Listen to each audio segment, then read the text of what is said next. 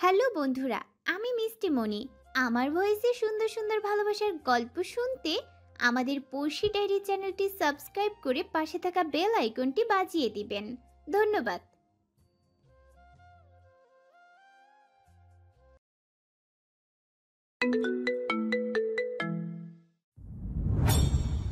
কিছু সময় আগে আমার বয়ফ্রেন্ড আমাকে তার ব্লক লিস্টের সদস্য করে দিল।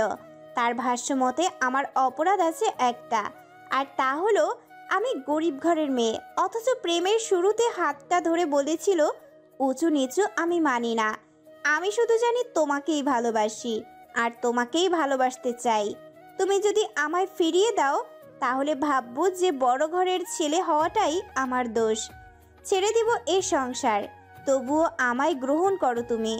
সদ্য পিতা হারানো আমিটা যেন গলে গেলাম। একটা শক্ত হাতের প্রয়োজন ছিল, আমার দিকে বাড়ানোর হাতটা চেয়েও ফিরিয়ে দিতে পারলাম না। নিষ্ঠুর এ মন বলল যে তোর জন্য নিজ সংসার ছাড়তে চায়, সে আর যাই হোক তোকে কখনোই ছাড়বে না। আমি হতভাগী, ভুলেই গিয়েছিলাম পৃথিবী কঠিন অদলে তৈরি। এ রজনীতে টাকাটাই সব, প্রয়োজন ছাড়া কেউ কারো নয়, প্রয়োজনেই মানুষ হয় আপন।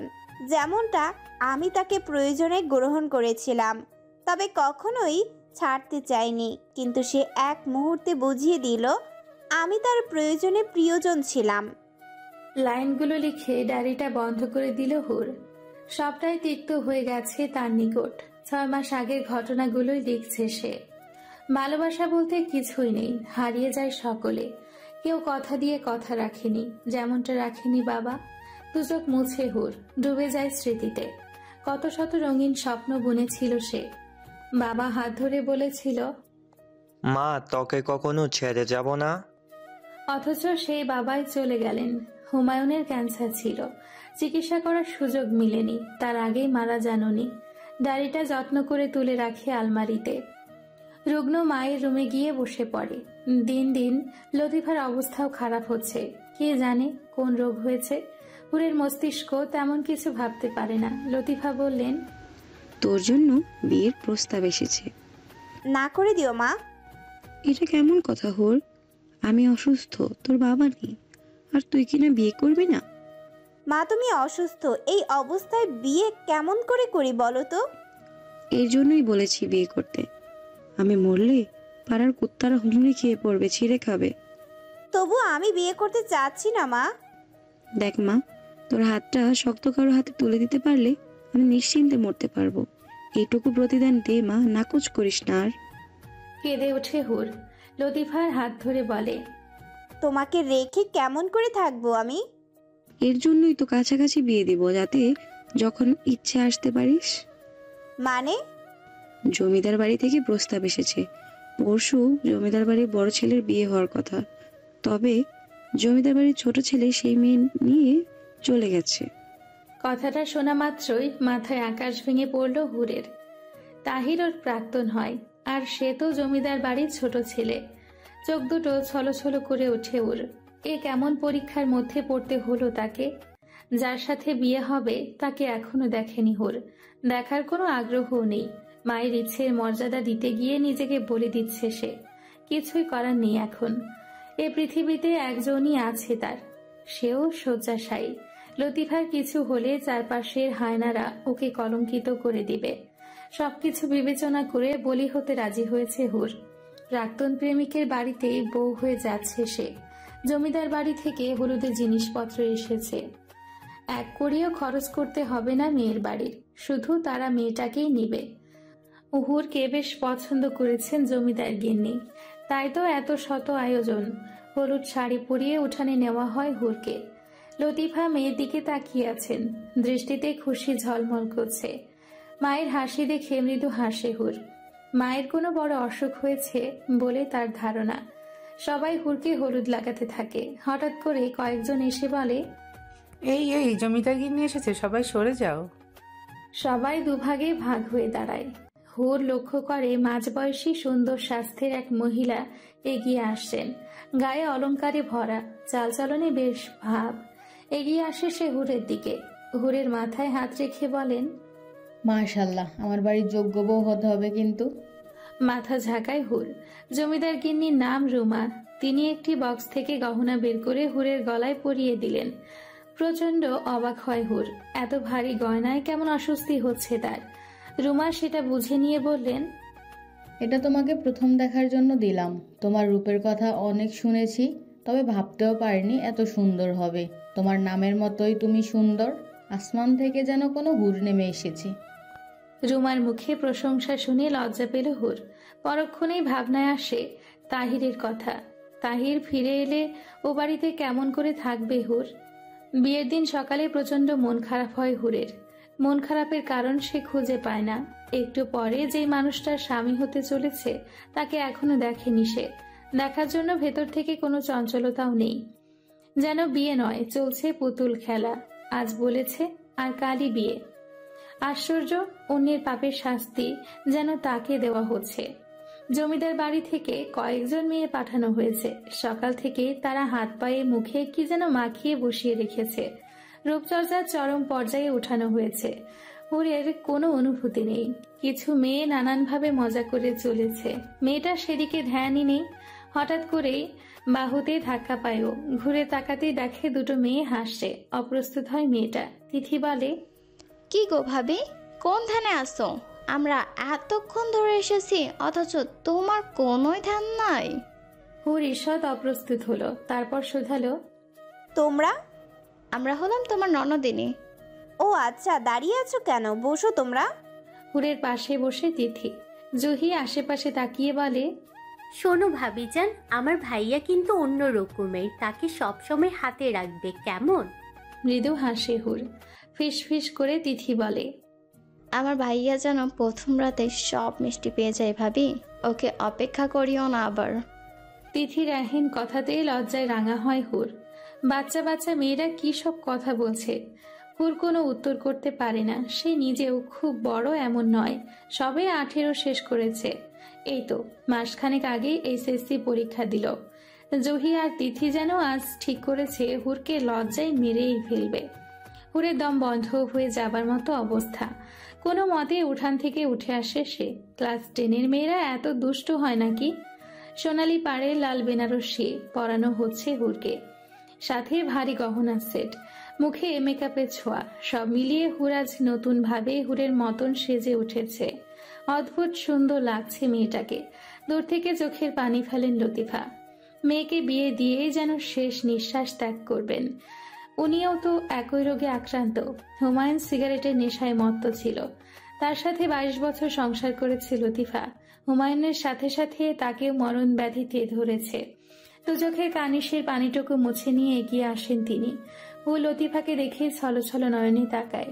লতিফা মেয়ের কপালে চুমু দেন। হুরের বুকটা হু হু করে ওঠে।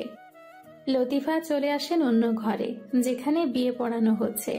কিছুক্ষণ পর কবুল বলতে বলা হয় হুরকে। কয়েকবার শ্বাস ফেলে কবুল বলে হুর। বিয়ের মোহরনা তৎক্ষণাৎ পরিশোধ করতে হয় জাহিনকে। মেয়েকে বিদায় দেওয়ার সময় ভেঙে পড়েন লতিফা। আশেপাশের মহিলারা সামলায় লতিফাকে। হুর এক বিন্দু চোখের পানিও ফেলে না। সে মনে মনে দৃঢ় প্রতিজ্ঞ হয়, মায়ের সামনে আর ভেঙে পড়বে না সে। জমিদার বাড়ির নিয়ম অনুসারে নতুন বউকে পালকিতে তোলা হয়। পালকি চলা শুরু করলে দু চোখ বেয়ে অশ্রু বেরিয়ে আসে। পালকি যত আগায় হুর যেন ঠিক ততটাই পেছন ফিরে তাকায়। ভবিষ্যৎ নিয়ে ভাবনা আসে না তার। সে তাকিয়ে তাকিয়ে দেখে তার ফেলে যাওয়া মমতাময়ী মাকে। কেন যেন বুকটা ভারী অনুভব হয়। আচ্ছা, এখন কি তার কিছু হারানোর ব্যথা অনুভব হচ্ছে? কি হারাবে সে? তার মমতাময়ী মাকে? জমিদার বাড়ির বড় ছেলে জাহিন, তাকে দেখেনি হুর। এখন তাকে ঘরে বসিয়ে দেওয়া হয়েছে। মস্ত বড় ঘরটা ফুলের গন্ধে ভরে উঠেছে। হুর বুক ভরে শ্বাস নেয়। তার দুটো চোখ বুজে আসতে চায়। সহসায় দরজা খোলার আওয়াজ হয়। ঘুম ছুটে যায় ওর। ও চেপে বসে থাকে। বুকের ভেতর কেমন করছে। অপরিচিত মানুষের ঘ্রাণ অনুভব হচ্ছে। হুর দম আটকিয়ে বসে থাকে। জাহিন চুপচাপ স্বভাবের। জীবন নিয়ে তার অনেক বেশি ভাবনা রয়েছে, তবে সেটা প্রচার করে বেড়ানোর স্বভাব নেই তার। ও ধীরে ধীরে মেয়েটির পাশে এসে বসে। হুর তখন মাথা নিচু করে আছে। ও শুধায়, এভাবে রাত পার করবে? প্রথমবারের মতন পুরুষ কণ্ঠটি শুনতে পায় সে। কম্পিত হয় দেহ। জাহিন কথার জবাব মিলে না। ও হাসে, ফের শুধায়। রাগ করে আছো নাকি? হুর মাথা দোলায়, নাকচ করে বোঝায় রাগ করেনি। তবে এবার মুখ খুলে হুর মৃদু সুরে বলে, কিছু হয়নি তো। তাহলে এই ভারী কাপড় পরে আছো যে? চেঞ্জ করে আসবো? অবশ্যই। জবাব পেয়ে তৎক্ষণাৎ উঠে যায় হুর, চেঞ্জ করে আসে। এসে দেখে জাহিন নিজেও পোশাক পরিবর্তন করেছে। মানুষটির শরীর থেকে মন ভালো করার মতো সুবাস মিলছে। জাহিন এগিয়ে আসে, একদম বরাবর হয়ে দাঁড়ায়। হুর তখনও মাথা নামিয়ে আছে। পুরুষটি তার শক্ত হাতের সাহায্যে মেয়েটির থুতনি উঁচু করে ধরে। এতে দৃশ্যমান হয় সমস্ত মুখ। ওর মন জোড়ায়। এই মুখটির প্রতি বিশেষ মায়া অনুভব করে সে। ছোট ভাইয়ের করা সমস্ত কিছুই জানেও। হুরকে প্রথমবার দেখে জাহিনের মনে হয়েছিল এই মেয়ে শুধু তার, শুধুই তার। জাহিন কেমন করে তাকিয়ে আছে, এদিকে লজ্জায় চোখ নামিয়ে ফেলেছে হুর। জাহিন হাসে, কানের কাছে এগিয়ে যায়, তারপর ফিসফিস করে বলে, শোনো মেয়ে, তুমি আমার প্রয়োজন নাও, বরং প্রিয়জন। প্রয়োজন ফুরিয়ে যায়, তবে প্রিয়জন ফুরায় না। ছেলেটির আহেন কথায় হুরের শরীর কেঁপে ওঠে, দু চোখে অশ্রু নামে। তবে সত্যি কি প্রিয়জন পেল সে? একটি মিষ্টি সকালের সূচনা হলো। জাহিনের সর্বাঙ্গে নববধূর ঘ্রাণ। হুরের ঘুম বেশ আগেই ভেঙেছিল, তবে হাতের বাঁধন থাকায় উঠে যেতে পারেনি। জাহিন চোখ মেলে চাইল, পাশ ঘুরতেই বুকের ভেতর এক রহস্যময় অনুভূতি পেল, যা আগে কখনোই হয়নি। আপনার ঘুম ভেঙেছে? এ কথা বলেই নিজের শরীর থেকে পুরুষটির আলগা হয়ে যাওয়া হাতটি সরিয়ে নিল হুর। উঠে বসে দ্রুত আরশির সামনে এলো, শরীরের পোশাকটি ঠিক করে নিয়ে বলল, আমি ফ্রেশ হয়ে আসি। অনেকটা দ্রুতই চলে গেল হুর, যেন পালিয়ে বাঁচার প্রয়াস। জাহিন কয়েক সেকেন্ড মৌন থেকে অধর প্রসারিত করলো। গতকাল থেকে তার জীবন পরিবর্তন হয়ে গিয়েছে, আর এই পরিবর্তন ওর কাছে ভীষণ উপভোগের। হুর যখন ফ্রেশ হয়ে এলো, জাহিন তখন পুরো জেগে গিয়েছে। জানালার পর্দা খুলে দেওয়াতে সকালের মিষ্টি রোদ এসে ঘরময় ছোটাছুটি খেলছে। ভেজা চুলগুলো তোয়ালে দিয়ে পেঁচিয়ে নিয়েছে মেয়েটি। জাহিন যখন তার দিকে দৃষ্টি ফেরালো, ও তখন কিছুটা আমতা আমতা করেই বলল, ওয়াশরুমে এই তোয়ালেটাই ছিল আপনার বোধহয়, আমি ব্যবহার করে ফেলেছি। শেষ বাক্যটা বলতে গিয়ে মেয়েটা কেমন সংকোচে ডুবে গেল। ওর আচরণে হেসে ফেলল জাহিন। সমস্যা নেই, আমাকে দাও, আমি গোসল করে আসি। চুল থেকে তোয়ালে খানা খুলে দিল হুর। সেটা নিয়ে ওয়াশরুমের দিকে এগিয়ে গেল জাহিন। তোয়ালে থেকে অদ্ভুত সুন্দর এক ঘ্রাণ পাওয়া যাচ্ছে। এই সুন্দর ঘ্রাণ এখন থেকে রোজ পাওয়া যাবে। বিষয়টা স্মরণ হতেই বুকের ভেতর কেমন একটা অনুভূতি হয়। জাহিনের অধর আপনা আপনি প্রসারিত হলো। একেই হয়তো ভাগ্য বলে। মেজাজ উষ্ণ হয়ে আছে জমিদার গিন্নি রুমার। ছোট ছেলেটার খোঁজ এখনো পাওয়া যায়নি, তিনি এবার অধৈর্য হয়েই যাচ্ছেন। একটা কাজ যদি ঠিক মতন হয়। ও কোথায় পালিয়েছে? দেশ ছেড়েছে কি? সামনে থাকা ছেলেটা মাথা নত করে রাখে, মিনমিনে সুরে বলে, একটা মানুষ উধাও হয়ে গেল। সেই দিনটা কবে আশরাফ? আশরাফ নামে ছেলেটা মাথা নামিয়ে রাখে। রুমা ক্ষণে ক্ষণে মেজাজ হারাচ্ছেন। জাহিন সিঁড়ি দিয়ে নেমে আসছিল, তাকে দেখে আশরাফ বাইরের দিকে অগ্রসর হলো। কি খবর বাবা? মুহূর্তে মেজাজ বদলে কথাটা বললেন রুমা। তবে জাহিন সেটা ধরে ফেলল, আশরাফকে যেতে দেখেছে সে। তাহিরকে পাওয়া যায়নি? রুমা যেন কথাটা এড়িয়ে যেতে চাইছেন, দৃষ্টি ঘুরিয়ে বললেন, হুর কোথায়? সাথে এলো না? একটু পরে আসবে, তার আগে বলুন তাহিরকে পাওয়া যায়নি। যায়নি তো কি হয়েছে, পাওয়া যাবে, দেশ ছেড়ে তো পালায়নি। সেটা ঠিক। বলেই সামনের দিকে তাকালো। হুরকে নামতে দেখা যাচ্ছে। এই বিষয়টি আর লম্বা হলো না। জাহিন আর রুমা দুজনেই মেয়েটির দিকে দৃষ্টি দিয়ে আছে। সদ্য গোসল করে নামা হুরকে হুরের অনুরূপী দেখাচ্ছে। মাশাআল্লাহ। কাছে এগিয়ে এসে কথাটা বললেন রুমা। হুর অনেকটা লজ্জা পেল। একবার জাহিনের সাথে দৃষ্টিও মিলে গেল। ও চট করে দৃষ্টি ফিরিয়ে অন্য পাশে চাইল। সবকিছু মেনে নিয়েই বিয়েটা করেছে হুর, তবে কোথাও একটা সংকোচ রয়েই গিয়েছে। বুকের ভেতর হু হু এখনো করে। তাই কিনা দুদিন ধরেই খাওয়া দাওয়া নেই। ডাইনিংয়ে নানা রকম খাবার সাজানো, হুর চেয়ে দেখছে শুধু, তবে রুচি আসছে না। জাহিন নরম সুরে বলল, খাবারগুলো পছন্দ হয়নি? চমকালো মেয়েটি। অন্যমনস্ক ছিল বিধায় জাহিনের হঠাৎ বলা কথাগুলো সমস্ত শরীরে কেমন একটা শিরশিরে হাওয়ার মতন মনে হলো। জি হয়েছে। তবে খাচ্ছ না কেন? আমার আসলে খেতে ইচ্ছে করছে না। অল্প একটু খাও, আজকে সারাদিনও খাবার খাওয়ার সময় পাবে না। নিচ থেকে পরোটা আর চিজ অমলেট প্লেটে তুলে দিল জাহিন। ওর এমন বিনয় দেখে মেয়েটির বুকের ভেতর উষ্ণ একটি অনুভূতি এলো। সেই সাথে নিজেকে শাসন করে বোঝালো অতীতে সবকিছু ভুলে গিয়ে এই মানুষটাকে যেন সবটুকু দিয়ে ভালোবাসতে পারে। হুরকে আরো একবার সাজিয়ে গুছিয়ে পুতুলের ন্যায় বসিয়ে রাখা হলো। ও একটু মনমরা হয়েছিল। ঠিক তখনই পাখির মতন উড়ে এলো দুই কিশোরী। তিথি এসে হুরের গলার আশেপাশে দেখতে লাগলো। ওর এহেন কাণ্ডে হতবিহ্বলের মতো চেয়ে রইল হুর। মেকআপে সব ঢেকে গেল নাকি? তিথির কথার জবাবে জুহি বলে, হতেও পারে, এই সকালে আসা উচিত ছিল। ওদের দুজনের কথার মাঝে বোকার মতন হুর বলল, তোমার কিসের কথা বলছো? লাভ বাইট বলল জুহি। ওর কথায় চোখ বড় বড় করে ফেলল হুর। কেমন একটা লজ্জা লাগছে। তিথি ও লজ্জা বাড়াতে কানের কাছে ঘেঁষে বলল, বলো তোমাদের প্রথম রাতের রোমান্স কেমন হলো? আমাদের কাছে সব শেয়ার করতে হবে। ভাইয়া খুব রোমান্টিক, রাইট? হুরের যে কি অস্বস্তি হচ্ছে। এরকম কথাবার্তায় একদমই অভ্যস্ত নয় সে। ও চোখে দৃষ্টি নত রাখে। তবে এই দুই কিশোরীও থেমে থাকার পাত্রী নয়। নাছোড় বান্দা হয়ে একের পর এক প্রশ্ন করতে থাকে। অথচ হুর শুধু লজ্জায় মিইয়ে যায়। আশেপাশে চোখ বোলায় যদি কাউকে পায় যে তাকে এই দুই কিশোরীর হাত থেকে রক্ষা করবে। কিন্তু হায়, পরিচিত কারোরই দেখা মিলে না। তোরা এভাবে হাসছিস কেন? হুট করে জাহিনীর গলাটা শোনা গেল। এতে করে দুই বোন কেমন জড়সড় হলো। ঠিক তারপরেই মেকি হাসি মিশিয়ে তিথি বলল, কিছু না তো। হ্যাঁ ভাইয়া, আমরা এমনি হাসছিলাম। একই সুরে বলল জুহি। এই দুই বোনকে বেশ ভালো করে চেনা আছে জাহিনের। বংশের সবাই এদের দুজনকে দুষ্টু বলেই জানে, তাই এরা এমনি হাসছে। এ কথা বিশ্বাস করার মতন না। জাহিন ভালো মতন দুজনকে পরখ করে নিল। তারপর এগিয়ে এসে দু বোনেরই চুল টেনে ধরল। আমার সাথে মিথ্যা বলা? ভাইয়া ব্যথা পাই তো, সত্যি এমনি হাসছিলাম। জহি এমন ভাবে বলল কথাটা যেন কান্নাই করে দিবে। একই সুর ধরল তিথিও। আমরা কিছুই করিনি। বিশ্বাস না হলে ভাবিকে জিজ্ঞাসা করো। ওরের দিকে অসহায় নয়নে তাকালো দু বোনই। ও একটু আমতা আমতা করেই বলল, ব্যথা পাচ্ছে তো, ছেড়ে দেন।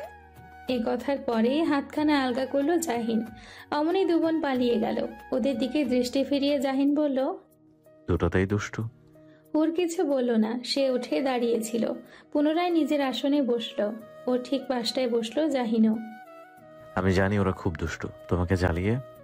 না, জ্বালায়নি। দৃষ্টি নত রেখেই বলল হুর। জাহিন মাথা নাড়িয়ে বলল, জ্বালায়নি? তবে কি বলছিল ওরা? এই প্রশ্নে মেয়েটির গলা কেমন শুকিয়ে এলো। কিভাবে বলবে কথাটা? ও একটুখানি অস্বস্তির মধ্যে ডুবে গেল। তবে মিথ্যে বলতে পারল না। বলছিল আপনি রোমান্টিক কিনা। মেয়েটির নজর অন্যদিকে ঘোরানো, নতুবা এ কথা বলতে পারত না ও। জাহিন ভেতরে ভেতরে হাসলো। কিছুটা কাছাকাছি হয়ে ধীর গলায় বলল, তুমি কি বললে? হুরের বুকের ভেতর একটা আন্দোলন শুরু হয়েছে। মানুষটার উপস্থিতি অনুভব হচ্ছে। ও কেমন শিউরে উঠল। জাহিন পুনরায় বলল, কি হলো, বলনি কিছু? তোমার বর খুব আনরোমান্টিক, তাই না? একটা লজ্জা এসে মেয়েটির গাল স্পর্শ করে গেল। ওর অমন মুখশ্রী দেখে শব্দহীন হাসলো জাহিন। এই সময়টা ওর জন্য গুরুত্বপূর্ণ। ও মন থেকে চাই এই সুন্দর সময়টা দীর্ঘ হোক, কারো নজর না লাগুক। রোমা তখনও অশান্তির মধ্যে দিয়ে যাচ্ছেন। তাহিরের খোঁজ পাওয়া যাচ্ছে না। ছেলেটা কোথায় হারালো কে জানে। ছেলে অন্যায় করে পালালেও মায়ের মন কাঁদতেই থাকে। তিনি এক অসহ্য অনুভূতির মধ্যে দিয়ে যাচ্ছেন। এই যন্ত্রণা কাউকে বলাও যায় না, আবার সহন করাও যায় না। অশান্তির এই মুহূর্তে স্বামীকে খুব মনে পড়ে ওনার। উনি ছুটে আসেন নিজের কক্ষে। একটা চাপা কান্না আটকিয়ে দেওয়ালে টাঙানো স্বামীর বড় ছবিখানা নামিয়ে আনেন। ধুলো যদিও জমেনি, তবুও হাত দিয়ে মুছে নেওয়ার মতন করে বলেন, এই কোন যন্ত্রণা এলো? আমি কেমন করে সব সামাল দিব? আপনি দেখেন না আমি কত বড় বিপদে? কিচ্ছু ভালো লাগে না আমার। বুকের ভেতরে যন্ত্রণাটা ধরে রাখতে ব্যর্থ হন তিনি। তাই তো দুটি চোখ বেয়ে ক্রমাগত অশ্রুর বর্ষণ হয়। তিনি কাঁদতে থাকেন। অনেকটা সময় কাঁদার পর একজন এসে খবর দিয়ে যায় মেয়ের বাড়ি থেকে লোক এসেছে। লোক বলতে হুরের মা আর চাচারা, যারা এতদিন সম্পর্ক রাখার চেষ্টা না করলেও হুরের বড় ঘরে বিয়ে হওয়াতে দরদ একেবারে উতলে পড়ার মতন সমস্ত দায়িত্ব ঘাড়ে নিয়ে নিয়েছেন। অসুস্থ মাকে দেখে হুরের বুকের ভেতরটা কান্নায় ভেঙে আসে। ও এগিয়ে এসে মা নামক মানুষটিকে জড়িয়ে ধরে, কেঁদে ফেলে শব্দ করে। এভাবে কাঁদলে আমার মেয়ের সাজ নষ্ট হয়ে যাবে তো। দেখি মা, আমার হুর, টাকা তুই। কাঁদতে কাঁদতে তাকায় হুর। এক অদ্ভুত রূপ খেলা করছে তার মুখশ্রীতে। কিছু মেয়ে থাকে যারা কাঁদলেও সুন্দর লাগে, হুরের বিষয়টিও তেমন। মেয়েটি কাঁদলেও সুন্দর লাগে। দূর থেকে হুরের এই কান্না ভেজা মুখশ্রী দেখতে দেখতে হঠাৎই জাহিনের মনে হলো এই কান্না ভেজা মুখটা সুন্দর লাগলেও বুকের ভেতর কোথাও একটা দংশন ঘটাচ্ছে। ও নিজের কাছেই শপথ করলো নিজের সবটুকু দিয়ে এই মেয়েটির জীবন থেকে কান্নার দলগুলোকে একটু একটু করে মুছিয়ে নিবে, যাতে কোনো অশুভ ছায়া এসে মেয়েটির চোখে জল না আনতে পারে। কান্না করতে করতে হঠাৎই ভরাট বুদ্ধিদীপ্ত গালে চাপদাড়িযুক্ত অপূর্ব সুন্দর মানুষটার দিকে নজর যায় হুরের। ও নাক টেনে কান্না থামায়। জাহিন এগিয়ে আসে, সালাম জানায়। লতিফার চোখে অশ্রু এসে যায়। তিনি হাত বাড়িয়ে ছেলেটার বাহু স্পর্শ করেন। বাবা, মেয়েটাকে দেখে রেখো। জাহিন শুরুতেই কিছু বলে না, ও বরং নজর ঘুরিয়ে হুরের দিকে তাকায়। কান্না দমকে মেয়েটির হেঁচকির মতন উঠে গিয়েছে। ছেলেটা অভিযোগের মতন করে বলে, আন্টি, আপনার মেয়ে তো কান্নাকাটি শুরু করেছে। সবাই তো ভাববে আমার কাছে সুখে নেই। একদিনেই বোধহয় তিক্ত হয়ে গেছে। লতিফা মেয়ের দিকে নজর ফেরান। চোখ দুটো লাল হয়ে আছে। তিনি একটু শাসনের মতন করে বলেন, তাই তো, বোকা মেয়েটা কিভাবে কাঁদছে, তুমি একটু মানিয়ে নিও বাবা। জাহিন হাসে, হুরের দিকে দৃষ্টি রেখে বলে, কোনো চিন্তা করবেন না আন্টি। কবুল বলার সাথে সাথেও আমার দায়িত্ব হয়ে গেছে। এই দায়িত্ব আমি মাথায় তুলে রাখবো। অন্য কেউ কেন, ও চাইলেও এই দায়িত্ব থেকে আমি সরবো না, কখনোই না। হুরের ছোট্ট একটা ঘর রয়েছে, তবে বেশ পরিপাটি করে গোছানো। মেয়েটার মাঝে কোনো সংকোচ দেখা যাচ্ছে না। ও খুব যত্নের সাথে জাহিনের ব্যাগপত্র তুলে রাখলো।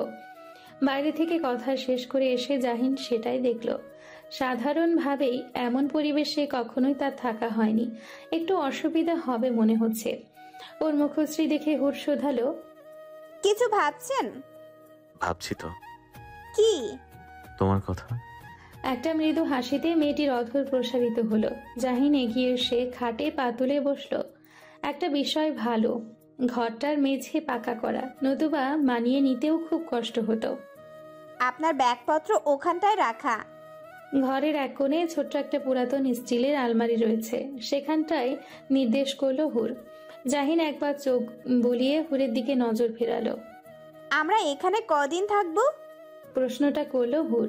জাহিন একই সুর ধরে বলল, তোমার যতদিন ইচ্ছা হবে। আমার ইচ্ছে? কিন্তু আপনার অসুবিধা হবে না? সত্যিকার অর্থে কিঞ্চিত অসুবিধা হবে, তবে সেটা প্রকাশ করলো না, বরং হেসে বলল, তোমার অসুবিধা হবে? এহেন প্রশ্নে মেয়েটি তবদা খেলো, যেন জবাব নিতে পারল না। জাহিন হেসে বলল, বোকার মতন কথা বললে অসুবিধা কেন হবে? না, ঠিক তা নয়। আপনি তো এমন পরিবেশে অভ্যস্ত নন। কেন, আমি কি এলাকার মানুষ নই? হলেও আপনি তো এখানে থাকতেন না, শহরেই ছিলেন। তাছাড়া জমিদার বাড়ির কাছে আমাদের এই কুঁড়ে ঘর কিছুই না। জাহিন কিন্তু জবাব দিল না। ও একটু সময় নিল, তারপর মাথা দোলালো। এহেন আচরণে হুর প্রশ্ন নিয়ে চেয়ে রইল। এবার জাহিন বলল, সেটা ঠিক বলেছ। আপনি তাহলে আজ থেকে কাল চলে যেন, আমি কটা দিন থেকে যাই। মনে হচ্ছে আমাকে তাড়াতে চাচ্ছ। আমি সেটা বোঝাতে চাইনি, কিন্তু মনে তো হচ্ছে। আপনার অসুবিধা হবে ভেবে বলেছি। মাথাটা নত করে বলল। জাহিন ভালো মতন মেয়েটাকে দেখতে লাগলো। তার থেকে অনেকটা ছোট এই মেয়ে। প্রথম যখন দেখেছিল তখন তো আরো ছোট ছিল, এখন তবু পরিপক্ক একটা ভাব এসেছে। সাধ্য মতন আয়োজন করেছেন লতিফা, তবুও তিনি সন্তুষ্ট হতে পারছেন না। এত এত খাবার দেখে হুর বলল, এত সব কেন করেছো? মেয়ের দিকে তাকিয়ে লতিফা বলল, বোকার মতো কথা বলছিস কেন? এত সব কোথায়? জমিদার বাড়ির তুলনায় এগুলো কিছু? কিন্তু আমাদের তুলনায় তো অনেক কিছু মা। হুর পুনরায় চোখ বোলালো। দুপুরের খাবারের আয়োজন এত বিশাল যে একটা বড় টেবিলেও জায়গা হবে না। ও মায়ের দিকে সরল চোখে তাকায়, তারপর হুট করেই নজরে এলো মায়ের কানের দিকটায়। সেটা দেখে আঁতকে উঠল ও। মা, তোমার কানের দুল কোথায়? লতিফা একটু চমকালেন, কানে হাত দিলেন, তারপর আমতা আমতা করে বললেন, আছে, খুলে রেখেছি। হুর যেন বিশ্বাস করতে পারল না, বিশ্বাস করার মতনও না। ও মায়ের দিকে ছলছল নয়নে চাইল। দুল বিক্রি করে দিয়েছো? এ কথায় লতিফা মেয়ের দিকে দৃষ্টি ফেরালেন, হাত দ্বারা গাল স্পর্শ করে বললেন, ছেলেটা প্রথমবার এবারে এসেছে, একেবারে যাতো তো আর খাওয়ানো যাবে না। মেয়েটির চোখ থেকে জলের বিন্দু নেমে গেল, টুপ করে পড়ল মেঝেতে। হাতের সাহায্যে দু চোখ মুছে নিয়ে বলল, এত বড় ঘরে আমাকে বিয়ে কেন দিতে গেলে মা? এমন কেন বলছিস? তুমি আজ দুল বিক্রি করেছো, কাল আবার কি বিক্রি করে খাওয়াবে বলো তো? এমনটা বলতে নেই মা। হুরের কান্নাটা বাড়তে লাগলো। মেয়েকে বুকে টেনে নিলেন লতিফা, পিঠে হাত বুলিয়ে দিতে দিতে বললেন, তুই সুখে থাক মা, কোনো দুঃখ তোকে স্পর্শ না করুক। এ কথার বিপরীতে মেয়েটার বুক যে আরো ভারী হয়। ও হয়তো সুখে থাকবে, তবে কোথাও একটা দোটানা যে রয়েছে। তাহির যখন ফিরবে তখন বিষয়টা কেমন হবে, কিভাবে সবকিছু সামাল দিবে হুর? গোসল করে আসায় হুরকে হুরের মতোই দেখাচ্ছে। এর সময় মেয়েদের অতিরিক্ত স্নিগ্ধ লাগে, সতেজ মনে হয়। মেয়েটি যখন চুলগুলো মুছে নিচ্ছে, জাহিন তখন মুগ্ধ নয়নে চেয়ে আছে। ফর্সা কোমল পিঠে কিছু পানির বিন্দু জমেছে। চুল মুছে নিয়ে মেয়েটি ঘুরে তাকাতেই দৃশ্যটি দেখতে পেল। এমনভাবে তাকানোয় লজ্জা এসে ছুঁয়ে গেল তাকে। সেটা খেয়াল করে জাহিন বলল, সরি। তার বিনয় যে কাউকে মুগ্ধ করবে। হুরও এই মানুষটাতে দিনকে দিন মুগ্ধ হচ্ছে, তবে কোথাও একটা বাধা তৈরি হয়। এই বাধা ওর অতীত। ও মাথাটা নত রাখে। এবার চলুন, খাবার সব ঠান্ডা হয়ে যাচ্ছে।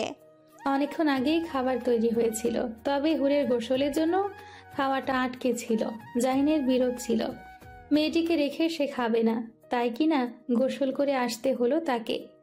শীতল পাটি বিছিয়ে রাখা, সেখানে অনেক অনেক খাবার। লতিফা মিনমিনে সুরে বললেন, কষ্ট নিও না বাবা, এভাবেই খেতে হবে। জাহিনের ঠোঁট প্রসারিত হলো। ও এগিয়ে গিয়ে বসলো শীতল পাটিতে। এভাবে বলবেন না আন্টি, পার্টিতে বসে খাবার খাওয়া আমার বিশেষ পছন্দের। ছোটবেলার কথা স্মরণ হচ্ছে। তবুও জামাই মানুষ তুমি, গরিবের এই। তাকে আটকালো জাহিন, বলল, এভাবে বললে আমি বাড়িতে আসতে পারবো না আন্টি, লজ্জা লাগবে আমার। ছি ছি বাবা, এ কথা বলো না। তুমি খাবার খেতে বসো। এই হুর, দাঁড়িয়ে কেন, জামাইকে খাবার দে। হুরে যেন টনক নড়ল। ও একটা ঘোরে ডুবে গিয়েছিল। ওর বারবার মনে হচ্ছে মায়ের কানে দুলের কথা। বিষয়টি মনে হতে ভেতরটায় তোলপাড় শুরু হয়েছে। কি রে, এখনো দাঁড়িয়ে? দিচ্ছি মা। ও নিজে হয়ে প্লেট এগিয়ে দিল, তাতে পরিমাণ মতন ভাত তরকারি দিয়ে বলল, আর কিছু দেব? হুম। খাওয়া শুরু করো বাবা। আপনারা বসবেন না? তুমি আগে খাও বাবা। এটা হয় নাকি? আপনারাও বসুন। পরে খাবো আমরা, তুমি শুরু করো। একদমই না। হুর, আন্টির জন্য খাবার দাও তো। না বাবা, তুমি আগে খাও। শুধু শুধু আপনাদের রেখে আমার গলা দিয়ে খাবার নামবে না আন্টি। ভদ্রমহিলার গলা রোধ হলো, চোখ হলো টলমলে। সে হুরের দিকে চাইল, ইশারায় প্লেট দিতে বলল। হুর একদম চুপচাপ, সবকিছু করে যাচ্ছে। মায়ের জন্য খাবার তুলে দিয়ে সে বলল, আমি পরে খাবো। কেন? আপনারা খেয়ে নিন, আমি পরিবেশন করছি। পরিবেশন তো করছই, এখন তুমিও বসো, কথা বাড়িও না। মেয়েটির পা থমকে আছে। ওর যে খেতে ইচ্ছে করছে না, তবু মুখের ওপর মানা করতে পারে না। অল্প একটু খাবার তুলে নেয়, তারপর শুরু হয় খাওয়ার পর্ব। লতিফার হাতের রান্না ভালো। মায়েদের রান্না যদিও ভালোই হয়, তবে লতিফার রান্না আলাদা করে প্রশংসা করতেই হয়। জাহিন তৃপ্তি নিয়ে খাবার খায়। লতিফা এটা সেটা এগিয়ে দিতে থাকেন। অনেক শখ ছিল একটা ছেলের, তার দুচোখ অশ্রুতে ভেজে। তবে বোধহয় সৃষ্টিকর্তার শখটা পূরণ করেই দিলেন। খাবার খেয়ে বসতে নেই, একটু চলাফেরা করে নিতে হয়। জাহিন আর হুরও বের হয়েছে। গ্রামীণ পরিবেশে খুব একটা থাকা হয়নি জাহিনের। অনেক ছোট থেকে সে শহরে মানুষ হয়েছে, ইট পাথর দেখে বড় হয়েছে। ওরা কাঁচামাটির সড়ক দিয়ে চকের দিকে এসেছে, খেতে ধান বোনা হয়েছে, ফলে চারপাশ কেমন সবুজ লাগে। হুর নীরবে পথ চলে। কথা শুরু করে জাহিন। তুমি অনেকটা চুপ হয়ে আছো মনে হচ্ছে। চমকায় মেয়েটি, সে এখনো ধ্যানেই ছিল। ওর চমকানো ভাবও লক্ষ্য করেছে জাহিন। না ঠিক আছি তো। কোথায় ঠিক আছো? কথাই তো বলো না। না মানে কি বলবো? কিছু বলার নাই? মেয়েটির চোখে দ্বিধা দেখা মিলে। জাহিন হতাশ হয়ে পড়ে। তার সাথে এই মেয়েটি এখনো সহজ হতে পারেনি। হুর। বড় মায়া লাগে কণ্ঠটায়। মেয়েটি তাকায়। ডাগর দুটো চোখে দৃষ্টি পুরুষটির মুখশ্রী স্পর্শ করে যায়। তুমি অসম্ভব সুন্দর। ছোট্ট একটা বাক্য, তবে কেমন জাদু মিশানো। হুরের সমস্ত শরীরে কম্পন ধরে। জাহিন এগিয়ে এসে মেয়েটির হাত স্পর্শ করে। তোমার মন খারাপ? হুম। তাহলে আপনার অসুবিধা হবে আমাদের বাড়িতে? হচ্ছে না তো। আমি দেখেছি আপনি গোসল করতে পারেননি ঠিক মতো। এ কথাটা মিথ্যা নয়। টিনের বেড়া দিয়ে তৈরি গোসলখানায় জাহিনের গোসল হয়নি ঠিক মতন। তবুও লুকানোর প্রয়াসে বলে, ভুল দেখেছ। মেয়েটি কিছু বলে না। পুরুষটি তার হাতের তালু দ্বারা ওর গাল স্পর্শ করে। নরম গালে পুরুষটির শক্ত স্পর্শ পেয়ে নড়ে চড়ে উঠে সে। চলুন বাসায় যাই। সহসায় বলে ওঠে মেয়েটি। জাহিনের কপালে ভাঁজ তৈরি হয়। মাত্রই তো এসেছে। না মানে। ও আটকায়, কি বলবে বুঝতে পারে না। এলোমেলো লাগে, দ্বিধা তৈরি হয় বুকে। সেটি বুঝে জাহিন, তাই বলে, চলো ফিরে যাই। তারপর চলতে থাকে গন্তব্যের দিকে। এবার অনুশোচনা জাগে মেয়েটির অন্তরে। পুরুষটি তার থেকে কিছুটা আগানো, বড় মায়া দিয়ে গালখানা স্পর্শ করেছিল। আর ও কিনা দ্বিধায় পড়ে মানুষটাকে বিভ্রান্ত করলো। এই অন্যায় পাপ হুরকে একটু একটু করে দহন দিতে লাগলো। এক সুখময় যন্ত্রণা প্রতিনিয়ত তাকে গ্রাস করে চলেছে। জাহিনকে তার ভালো লাগে, মানুষটার স্পর্শ তাকে পরিপূর্ণ করে তোলে। কিন্তু তাহির নামক দ্বিধাটি সেই সুন্দর বিষয়গুলোকে প্রতিনিয়ত এলোমেলো করে দেয়। শুধু মনে হয় যখন তাহির ফিরবে তখন কেমন হবে, সবকিছু ঠিক থাকবে তো, নাকি সবকিছু ভাসিয়ে নেবে বানের জলের মতন। থমথমে মুখে ফিরল জাহিন। তার মনটা ঈষৎ খারাপ। একই অনুভূতি হুরের মাঝেও বিরাজমান। সে শান্ত দৃষ্টিতে সামনে এগিয়ে চলেছে। জাহিন এসে নির্দিষ্ট কক্ষে চলে গিয়েছে। হুরকে দেখে লতিফা ডাকলেন, এসেছিস? মাত্রই তো গিয়েছিলি। দুপুরের খাবার তো লেট করে খেলাম মা, বিকেলও হয়ে এসেছে তাই ফিরে এলাম, বেশি দূর যাইনি। ইচ্ছে করে মিথ্যেটা বলল হুর। সে চায় না মা কোনোভাবে বিষয়গুলো নিয়ে কষ্ট পাক। ও চায় মা ভালো থাকুক। ভালো কথা মনে করলি, ছেলেটাকে একটু চা করে দে, ভালো লাগবে। মেয়ের বাহু স্পর্শ করে বললেন লতিফা। হুর শুকনো একটি ঢোক গিলে তারপর এগিয়ে যায় রান্নাঘরের দিকে। আধুনিক কোনো কিছুই নেই, ছোট্ট একটা রান্নাঘর। তার চারপাশটা পাটখড়ি দিয়ে তৈরি করা। প্রতি বছর বৃষ্টির সময় পাটখড়ির পচন হয়, তখন আবার বেড়া খুলে নতুন করে লাগানো হয়।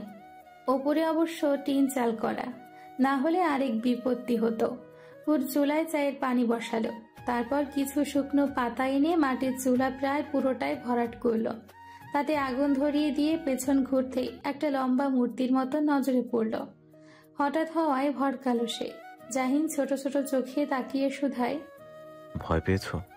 না। ওভাবে চমকালে যে? আপনি কখন এলেন? ঘরে তো ছিলেন। এসে তো ঘরে যাওনি, আন্টিকে জিজ্ঞাসা করতে এদিকের কথা বললেন। ও। তারপর কয়েক সেকেন্ডের নীরবতা। জাহিন তখনও দাঁড়িয়ে আছে। হুর শোধালো, আপনি কি বসবেন? বসলে তোমার সমস্যা হবে? মেয়েটির হৃদয়ে একটা ধাক্কা লাগলো। জাহিন এ কথা কেন শোধালো? তবে কি তার হৃদয়ে দ্বিধা রয়েছে? আমার কেন সমস্যা হবে, আপনি বসুন। বলেই কাঠের তৈরি একটি আসন এগিয়ে দিল হুর। জাহিন বসলো। পানিতে বলক এসেছে, তাতে পরিমাণ মতন চিনি আর অল্প একটু লবণ দিল হুর। তারপর দিল গুঁড়ো চা পাতা। কয়েক মিনিট পর চা নামিয়ে ফেলল। এবার চুলায় বসালো দুধ, যা আগে থেকেই ঘন করে রাখা। তবুও সেটা গরম করে নিয়ে তাতে লিকার চা মিশিয়ে নিল। পুরোটাই মনোযোগ দিয়ে দেখলো জাহিন। তুমি কিন্তু ভালো চা বানাও। এখনো তো খেয়ে দেখেননি।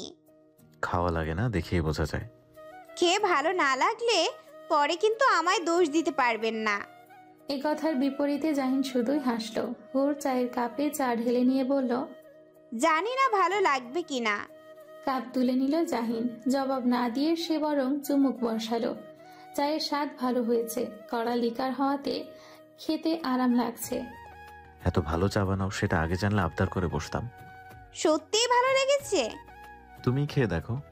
এই বলে কাপটি এগিয়ে দিল জাহিন। হুর দ্বিধায় পড়ল, তবে জাহিন এগিয়ে ধরায় মানা করতে পারল না। ও চা কাপে চুমুক বসায়। যেখানে জাহিনের ঠোঁট স্পর্শ করেছিল ওখানে থেকেই চুমুক দিল ও। জাহিন সেটা লক্ষ্য করলো। ওর ভালো লাগলো এটা ভেবে মেয়েটি তার প্রতি ভালোবাসার অনুভূতি না রাখলেও ভালো লাগার অনুভূতি ঠিকই রাখে। রাতে খাবার খাওয়ার সময় লতিফার সাথে বেশ কথাবার্তা হলো জাহিনের। শ্রদ্ধা আর সম্মান জানানোর ক্ষেত্রে ছেলেটা অতুলনীয় বটে। ওর প্রতিটা কাজ চলন বলনে মুগ্ধ হয়ে যাচ্ছে হুর। আকাশের বুক থেকে মেঘের দল একটু একটু করে সরতে শুরু করেছে। মেয়েটি তখনও এক ধ্যানে চেয়ে। লতিফা এবার হুরকে টেনে ধরলেন। কি হয়েছে তোর? কিছু হয়নি তো মা। কতবার ডাকছি, উত্তর করছিস না যে? ডেকেছো? অবাক হয়ে বলল হুর। লতিফা শান্ত দৃষ্টিতে মেয়ের দিকে তাকালেন, মাথায় হাত বুলিয়ে বললেন, সব ঠিক আছে তো? হ্যাঁ, সব ঠিক আছে, তুমি চিন্তা করো না। জানি দোলের জন্য তোর মনটা ভালো নেই। যা যাবার তা চলে গিয়েছে মা। সেটাই রে, তুই যা ঘুমিয়ে পড়, লেট করিস না। মাথা নাড়িয়ে চলে যায় হুর। লতিফা সে পথে চেয়ে থাকেন। বুকের ভেতরটা হু হু করে ওঠে। এই সময়টায় স্বামীর কথা বড় স্মরণ হয়। লোকটা চলে যাওয়ার পর মেয়েকে ধরে বেঁচেছিলেন। তবে মেয়েরা যে অন্যের ঘরের জন্য বড় হয় আর নিজের ঘরে দিয়ে যায় শূন্যতা। জাহিনের ঘরটা বিশাল, সেই সাথে রয়েছে নানান ধরনের জিনিসপত্র। সেই তুলনায় ছোট্ট একটা কক্ষ হুরের। তাও দামি কোনো জিনিসপত্র নেই। লজ্জা না হলেও মানুষটার কথা ভেবে খারাপ লাগছে। খাটের এক কোণে বসে থাকা সুপুরুষকে এই কক্ষে বেমানান ঠেকছে। তার জায়গা যে রাজমহলে, এই ছোট্ট নীড় তার জন্য জেলখানার মতন। ও বুক ভরে সমীরণ টেনে নিল, এদিক সেদিক করতে লাগলো। সেটা দেখে জাহিন বলল, এখন ঘুমাবে? আপনি ঘুমাবেন? কিছু কাজ আছে। ও, তুমি শুয়ে পড়তে পারো। অপেক্ষা করি। হুর অপেক্ষা করতে লাগলো।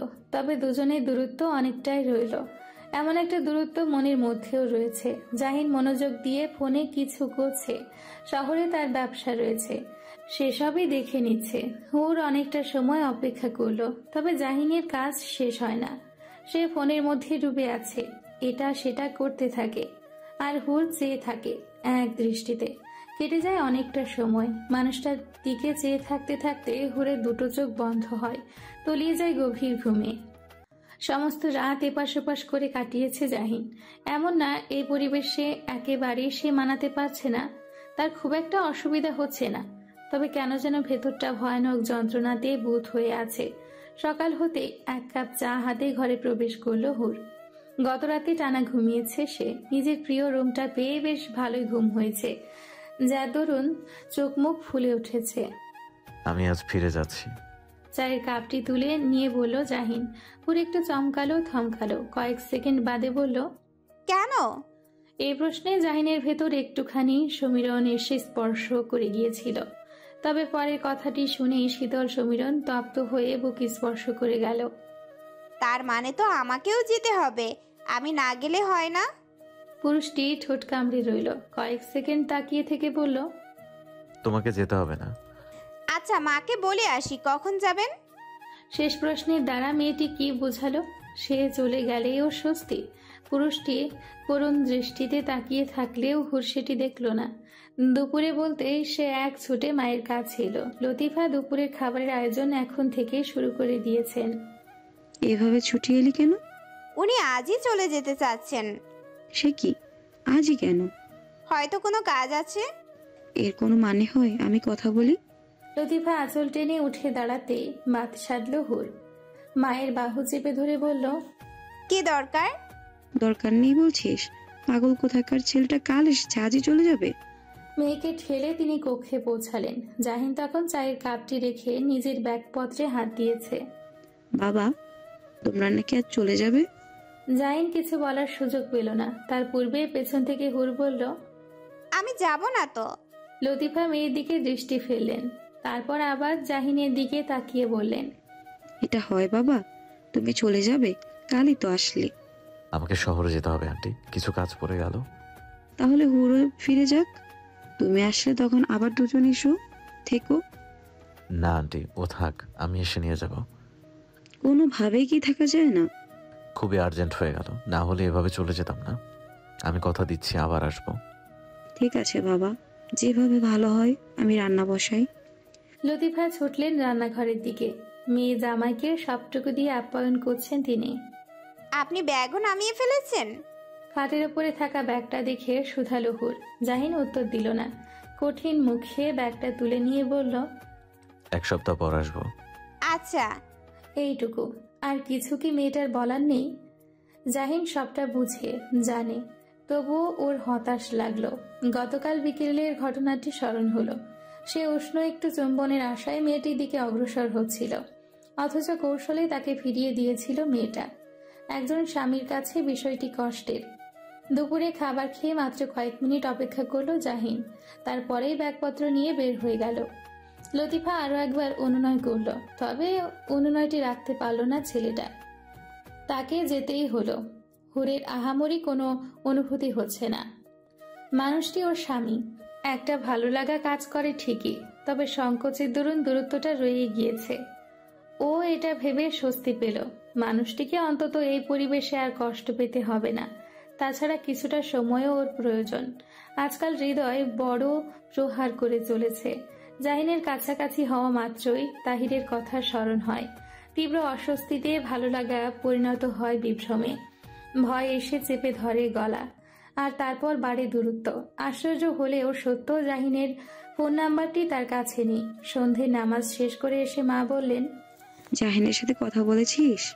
এ কথায় চমকায় মেয়েটি, কথা বলতে পারে না। লতিফা মাত্রই নামাজ শেষ করে এসেছে, মেয়ের পাশে বসেন। সব ঠিক আছে? হ্যাঁ মা, সব ঠিক আছে, তুমি ভেবো না।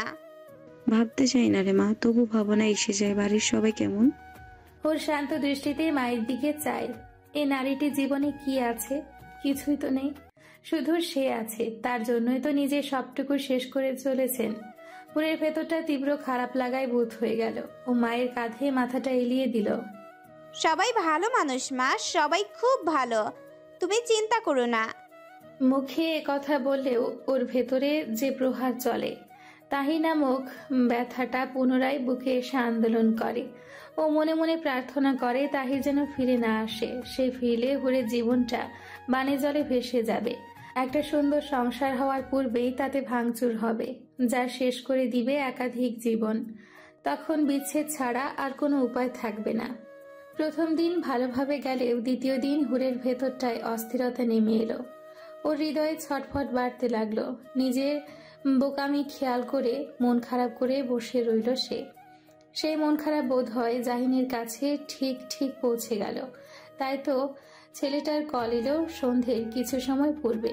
তখন আকাশ ঈষৎ লাল হয়ে এসেছে। সূর্য ডুবে গিয়ে ধীরে ধীরে চাঁদের আগমন ঘটতে শুরু করেছে। সেই সন্ধ্যার আগ মুহূর্তে ভীষণ ব্যাকুল হয়ে পড়ল হুর, তবে কথা বলতে পারল না। ওপাশ থেকে সুর ভেসে এলো, হুর। মেয়েটির হৃদয় যেন এক পশলায় বৃষ্টির স্পর্শে নেচে উঠল, তবে গলা দিয়ে কথা যে আসে না। হুর, শুনতে পারছো? হুম। মেয়েটা জবাব নেই। এবার জাহিনের কপালে এক ভাঁজের উদয় ঘটে। ও ঠোঁট কামড়ে কয়েক সেকেন্ড চুপ থাকে, পুনরায় ডাকে, হুর, ঠিক আছো তুমি? এবার কিছুটা হাঁপিয়ে গিয়েছে এমনভাবে মেয়েটি বলে, জি আমি ঠিক আছি। তারপর কয়েক সেকেন্ডের নীরবতা, কেউ কথা বলে না। জাহিন বোধহয় ইচ্ছে করেই সময় দেয়। সেই সময়টুকু পেয়ে মৃদু সুরে হুর বলে, আপনি ঠিক আছেন? হ্যাঁ। ছোট্ট একটা জবাব, তবে প্রশান্তির। হুরের ভালো লাগে, একই সাথে কান্না পায়। কান্না পায় মানুষটার নাম্বার না থাকার কারণে। আমি আসলে দুঃখিত। লজ্জা, অস্বস্তি আর কষ্ট থেকে ছোট্ট এই বাক্য বলে হুর। জাহিন একটু চুপ থেকে বোঝার প্রয়াস করলো। অন্তরের জবাবটির সাথে মিলিয়ে নিতে শুধালো, কেন? আমার কাছে আসলে আপনার নাম্বার ছিল না, তাই কল করতে পারিনি। বিষয়টি স্বাভাবিক ও অস্বাভাবিক দুই অনুভূতির মিশ্রণ। তবে জাহিন সেসব তোয়াক্কা করল না। ওর মন খারাপও হয়নি। ও বুঝদার মানুষ, মেয়েটির অনুভূতি বুঝে জানে, মানিয়ে নেওয়ার চেষ্টা করে। কোনো ব্যাপার না, তুমি বলো সব ঠিকঠাক যাচ্ছে কিনা। আমি ঠিক আছি, কিন্তু আপনি? ওকে আটকে দেয় জাহিন, বলে, আমি রাগ করিনি। কিন্তু আমার যে কষ্ট লাগছে। জাহিনের অধর প্রসারিত হয়। এই মেয়েটির হৃদয়ে যে সেই স্থান তৈরি করতে পেরেছে এ নিয়ে কোনো সন্দেহ নেই, তবে দ্বিধাটা এখনো বিদ্যমান, সেটাই কাটিয়ে নিতে হবে। আপনি সত্যিই রাগ করেননি? রাগ করলে কল করতাম? জানি না, আমার শুধু মনে হচ্ছে আপনাকে রাগিয়ে দিয়েছি। হুম, একদমই রাগ করিনি, তুমি এটা মনে রেখো না। অমন সময় সন্ধ্যার আজান পড়ল। ওরা দুজনেই চুপ হয়ে গেল, মনোযোগ দিয়ে আজান শুনল। আজান শেষ হলে জাহিন বলল, কোনো ব্যাপার না, তুমি এটা নিয়ে ভাববে না, আমি পরে আবার কল করব। আচ্ছা। বলেই কল কাটলো হুর। ভেতর ঘর থেকে মায়ের ডাক পড়েছে। ছোট ছোট কদমে এগিয়ে গেল সেদিকে। মেয়ের মুখটায় কিছু ভালো লাগার পরশ অনুভব করতে পারলেন লতিফা। এগিয়ে এসে বললেন, নামাজ পড়বো, অজু করে আসি, চল। কথা মতন মাথা নাড়ল হুর। কলপাড়ে এসে অজু করতে বসল। অজুর পানি মুখ স্পর্শ করে যেতে ভেতরটা শীতল হয়ে এলো। মনে পড়ল জাহিনের বলা কথাগুলো। জাহিন যখন বলেছিল, তুমি আমার প্রয়োজন নও প্রিয়জন, সেই মুগ্ধকর বাক্য হুরের হৃদয়কে আরো একবার আন্দোলিত করে। চোখ ভিজে যায় অশ্রুতে। ও মনে মনে প্রার্থনা করে এই মানুষটা ওর দ্বারা কখনো যেন না ঠকে। মনের ভেতরে জাগা সমস্ত দ্বিধা যেন ধুয়ে মুছে পরিষ্কার হয়, আর জাগ্রত হয় শুদ্ধ ভালোবাসা। যেই ভালোবাসা অন্তরে লালন করে একে অপরকে সঙ্গী করে পথ চলবে যতদিন প্রাণ থাকবে এই ধরে। নামাজ শেষ করে মায়ের সাথে এক কাপ চা নিয়ে বসল হুর। লতিফাও মেয়ের সঙ্গ পেয়ে আনন্দ বোধ করলেন। কথার মাঝে সহসায় বলে উঠলেন, তোর বাবা আজ বেঁচে থাকলে কত না খুশি হতেন বলতো। বাবার কথা মনে হলেই হুরের মন খারাপ হয়। ওর অভিযোগ করতে ইচ্ছে করে, বাবা কেন এত আগে চলে গেলেন। হুর, তুই সুখী তো মা? এ কথায় চমকায় মেয়েটি। মা কি কোনোভাবে কিছু বুঝেছেন? তিনি এগিয়ে এসে কন্যার গাল স্পর্শ করেন। সব ঠিক আছে মনে হচ্ছে, তবুও কোথাও একটা ভয় হয় রে। ভয় কেন পাও মা? জানি না, মনটা শুধু কুগায়। তোর বাবা চলে যাওয়ার পর তো কিছুই ভালো হয়নি, শুধু তোর এই বিয়েটা ছাড়া। সেটাও যদি খারাপ কিছু বনে যায় তবে নিজেকে মাফ করতে পারবো না। লতিফার মুখ থেকে এহেন সব কথায় হুরের হৃদয়টা ছটফট করে ওঠে। ও মায়ের হাতটা নিজের বুকের কাছে এনে ধরে। চোখ দুটোয় অশ্রু এসে গিয়েছে। এই বিয়েটা খারাপ কিছু হবে না মা, তোমায় কথা দিলাম আমি। কন্যার মুখের পানে চেয়ে থাকেন লতিফা। বুক ভরে দম নেন। স্বামীকে আরো একবার স্মরণ করেন। তাকান সামনের দিকে। সুখের সংসার ছিল তার, অথচ মানুষটা নেই। কতগুলো মাস হয়ে গেল। কাজের জন্য জাহিন কল করতে পারল না। অনেকটা সময় ধরে অপেক্ষায় ছিল হুর। এবার সে ব্যস্ত হলো। আরো কয়েক মুহূর্ত অপেক্ষা করে কল করেই ফেলল। কল রিসিভ হলো কিছু সময় পরে, তবে ব্যস্ত ভঙ্গিতে জাহিন বলল, একটু কাজে আছি, আমি কল ব্যাক করবো। এরপর কল কাট হলো। মেয়েটি কিছুই বলতে পারল না। তার অপেক্ষা বাড়তে লাগলো। এক পর্যায়ে সে বুঝলো অপেক্ষা শব্দটি ভীষণ যন্ত্রণার। ও হতাশ হয়ে জানালার কাছে এসে বসল। আকাশের বিশাল চাঁদের দিকে তাকিয়ে বলল, চাঁদেরও তো কলঙ্ক আছে, তবু সবাই তাকে ভালোবাসে। আমার কলঙ্কটুকু কখনো জানলে জাহিন কি ভালোবাসবে? একপাক্ষিক কথায় কোনো উত্তর আসে না। হুরও উত্তর পেল না। জানালায় মাথা ঠেকিয়ে নিরলসভাবে চাঁদের দিকে চেয়ে রইল। চাঁদ খুব সুন্দর হয়, দেখলে ভেতরটা শান্তি শান্তি লাগে। রাতের আধারে এক টুকরো সাদা আলোর মতন লাগে। মনে হয় আকাশের বুকে সাদা পদ্ম ফুটেছে। ও চেয়ে থাকে এক দৃষ্টিতে। তারপর চোখ দুটো লেগে যায় অজান্তেই। সেই ঘুম ভাঙে ফোনের রিংটনে। জাহিন কল করেছে। কয়েক মুহূর্ত সময় নিয়ে খপ করে ফোনটি নিজের কাছে নিয়ে আসে। কলটি রিসিভ করতেই ওপাশ থেকে জাহিন বলে, সরি তোমাকে অপেক্ষা করতে হলো। এই সামান্য সরিতে কি আছে হুর জানে না, তবে এই সামান্য শব্দটি ওর নিকট অসামান্য লাগে। চোখ দুটোই ভালো লাগা এসে স্পর্শ করে যায়। ঠোঁট দুটো কাঁপে, তৃষ্ণা জাগে অন্তরে। মানুষটিকে একটুখানি জড়িয়ে ধরার জন্য হৃদয়ে হয় ব্যাকুল, কিন্তু হায় আফসোস, সেই ইচ্ছেটুকু জাহির করতে পারে না সে। শুধু চাতক পাখির মতন তৃষ্ণার্থ হয়ে চেয়ে থাকে। তৃষ্ণার্থ হয়ে থাকে মানুষটার দর্শনের। চোখের পলকে দিন যেতে থাকে, হুরে তৃষ্ণাও বাড়ে। কটা দিনে মানুষটার প্রতি অনুভূতি আরো বেশি গাঢ় হয়। কথায় আছে, চোখের আড়াল মানেই মনের আড়াল। তবে কখনো সখনো তা ভুল প্রমাণিত হয়। চোখের আড়াল হলেই মনের আড়াল হয় না। অনুভূতি যদি হয় খাঁটি, তবে ভালোবাসা তৃষ্ণা বাড়তেই থাকে। হুরের হৃদয় পবিত্র। যদি না তাহির নামক যন্ত্রণা দ্বিধা তার জীবনের সাথে না জড়িয়ে যেত, তবে আরও আগেই ভেতরের অনুভূতিটা প্রস্ফুটিত হতে পারত। সেটি হয়নি, তবে এই দূরত্ব তার হৃদয়কে ব্যাকুল করেছে। একদিন তো মেয়েটি ভীষণ কেঁদেছে মানুষটাকে এক নজর দেখার জন্য। সে কান্না দেখেছে রাতের আধার, চাঁদ ও কিছু জোনাকি পোকা। তাদের সাথে গল্প করেছে হুর, বিলিয়েছে মনে দুঃখ। সেই দুঃখের খবর বোধ হয় জাহিনের কাছেও পৌঁছে গেল। একদিন হুট করে আগমন হলো তার। মেয়েটি তখন গোসল করে এসে উঠানে চুল শুকিয়ে নিচ্ছিল। মানুষটা প্রবেশ মাত্রই থরথর করে কেঁপে উঠল সে। ওর কাঁপুনি স্পষ্ট লক্ষ্য করেছে জাহিন। তাই কিনা অধরে মিষ্টি হাসি এসে ধরা দিয়েছে। হাত ভরাট করে জিনিসপত্র নিয়ে এসেছে ছেলেটা। হুর তখনও দাঁড়িয়ে এক দৃষ্টিতে চেয়ে। ভেতর ঘর থেকে লতিফা বললেন, কে এলো রে হুর? মেয়েটি বলতে পারল না, থম মেরে রইল। লতিফা নিজেই বেরিয়ে এলেন। জাহিনকে দেখে ভারী অবাক হলেন। বাবা, তুমি আসবে? আমাকে তো মেয়েটা কিচ্ছু বললো না। জাহিন শুরুতেই সালাম জানালো, তারপর বলল, আমি কিচ্ছু জানাইনি আন্টি, হুরও জানতো না। মেয়েটির দিকে দৃষ্টি ফেলল জাহিন, চোখ দুটো অবিশ্বাস। ও মুচকি হাসলো। লতিফা বললেন, এখনো দাঁড়িয়ে আছিস কেন? এই মেয়েটা যে কি? বলতে বলতে মেয়ের গায়ে স্পর্শ করলেন তিনি। ধ্যান ভেঙে চাইল হুর। লতিফা বললেন, জামাইকে ঘরে নিয়ে যা। ও মাথা ঝাঁকালো। তারপর জাহিনের হাত থেকে কিছু জিনিসপত্র নিজের হাতে তুলে নিয়ে ঘরের দিকে এগোলো। সেও কক্ষে ফিরে জিনিসপত্রগুলো রাখা মাত্র জাহিন শুধালো, কদিনই মনে হচ্ছে শুকিয়ে গেছো। সত্যি শুকিয়েছে মেয়েটা। আরশির সামনে দাঁড়িয়ে গলার কাজটা অনাবৃত করলে খাঁচা দেখা যায়। ও কিছু বলে না, মাথা নামিয়ে রাখে। ওই ব্যাগটা আন্টিকে দিও। হাত বাড়িয়ে ব্যাগটা তুলে হুর এপাশ ওপাশ করে দেখে বলে, খুলে দেখো। কথা মতন ব্যাগ খুলতে থাকে হুর। ততক্ষণে গায়ের শার্টটি খুলে ফেলে জাহিন। সে গোসল করে এসেছে, শুধু শার্ট খুলে টি শার্ট পরে নিলেই হবে। ব্যাগটা খুলতে খুলতে জাহিনের অনাবৃত দেহের দিকে মেয়েটির চোখ আটকে যায়। সুদর্শন বলতে যা বোঝায় তার সবটুকুই মানুষটার মাঝে রয়েছে। ও চোখ নামিয়ে ব্যাগটা খুলে ফেলে। সুন্দর দুটো শাড়ি রয়েছে তাতে। রংটা মায়ের সাথে বেশ মানাবে। আন্টিকে দিয়ে এসো, রংটা ঠিক আছে? মায়ের জন্য এনেছেন? উল্টিয়ে পাল্টিয়ে দেখে হুর। এইটুকু বুঝে শাড়িগুলো বেশ দামি। ও একটু অস্বস্তি অনুভব করে। এগুলোর দরকার ছিল না। কেন? কত দামি এগুলো, শুধু শুধু খরচ করলেন। দামের কথা কেন বলছো? উপহার কখনো দাম দিয়ে বিচার করতে হয় না। কি সুন্দর করে কথাটা বলল জাহিন, মন জুড়িয়ে যাওয়ার মতন। হুরের ভেতরটার স্বস্তিতে ভরে ওঠে। অনেকদিন হয় মা নতুন কাপড় পরে না।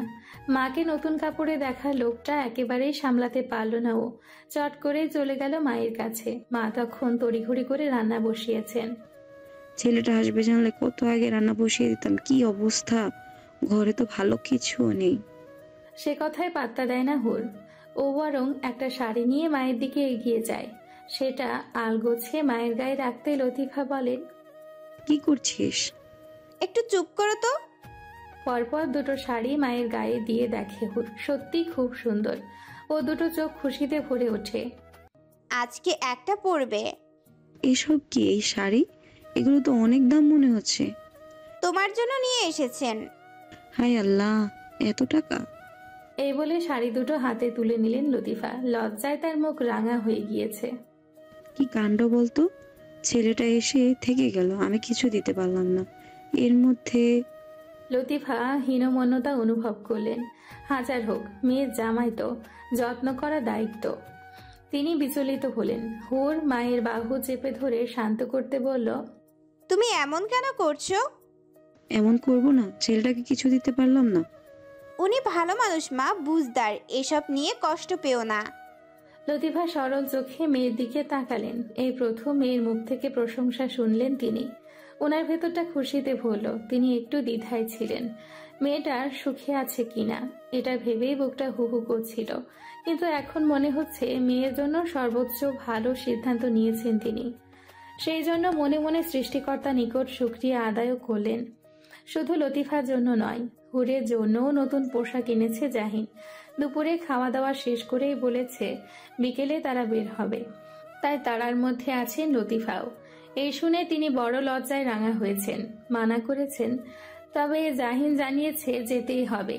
ও চাই চলে যাওয়ার আগে একটা সুন্দর বিকেল কাটাতে। পাশের গ্রামেই মেলা বসেছে, সেখানেই যাবে তারা। লতিফাকে এক প্রকার জোর করেই নতুন কাপড় পরালো ভোর। তারপর হাসি হাসি মুখে মাকে জড়িয়ে ধরল। কতদিন পর তোমাকে এভাবে দেখলাম মা। লতিফা লজ্জা পাচ্ছিলেন, তার লজ্জা দেখে হুরের আবার চোখে জল চলে আসে। মা মেয়ে একচোট লজ্জা খুশিও চোখে জল ফেলে। তারপর হুর চলে আসে নিজের কক্ষে। জাহিন পুরো তৈরি, কালো রঙের টি শার্ট পরেছে সে, অদ্ভুত সুন্দর লাগছে তাকে। আর চোখে মানুষটাকে দেখতে দেখতে চুল ঠিক করছিল হুর। আর জাহিন ছিল ফোনে মগ্ন। হুট করে যখন তাদের চোখাচোখি হলো, হুর তখন চমকালো, কেঁপে উঠল। ওর হঠাৎ এহেন আচরণে থমকালো জাহিনও। মেয়েটি পোশাক বদলে এসেছে, সুন্দর লাগছে ভীষণ। মায়া মায়া অনুভব হতেই জাহিন এগিয়ে এলো। তারপর গায়ের ওড়নাটি টেনে ধরে মাথায় ঘুমটার মতন টেনে দিল। ঠোঁটে হাসি রেখে বলল, এবার নতুন বউ লাগছে। নতুন বউ শব্দটা মেয়েটির হৃদয়ে এসে আটকে যায়, অধর প্রসারিত হয়, একই সাথে লজ্জাও পায়। ও দৃষ্টি অবনত করে, হাতটা আলগোছে মানুষটার বুকে স্পর্শ করায়, বড় ভালোবাসা মিশিয়ে বলে, কথা দিচ্ছি আজকের দিনটির জন্য আজীবন কৃতজ্ঞ থাকবো। হুরের দিনগুলো আনন্দেই কাটছিল। একটু একটু করে স্বাভাবিকতা ফিরে পাচ্ছিল সে।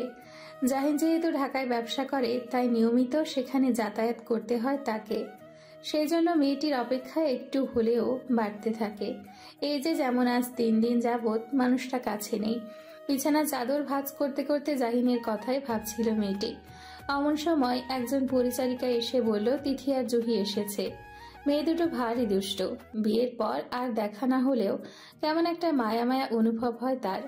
ও দ্রুত বিছানা গুছিয়ে রেখে নিচে নামতে যাচ্ছিল, কিন্তু সেটি হওয়ার পূর্বেই হুড়মুড় করে ঘরে প্রবেশ করলো দুজনে।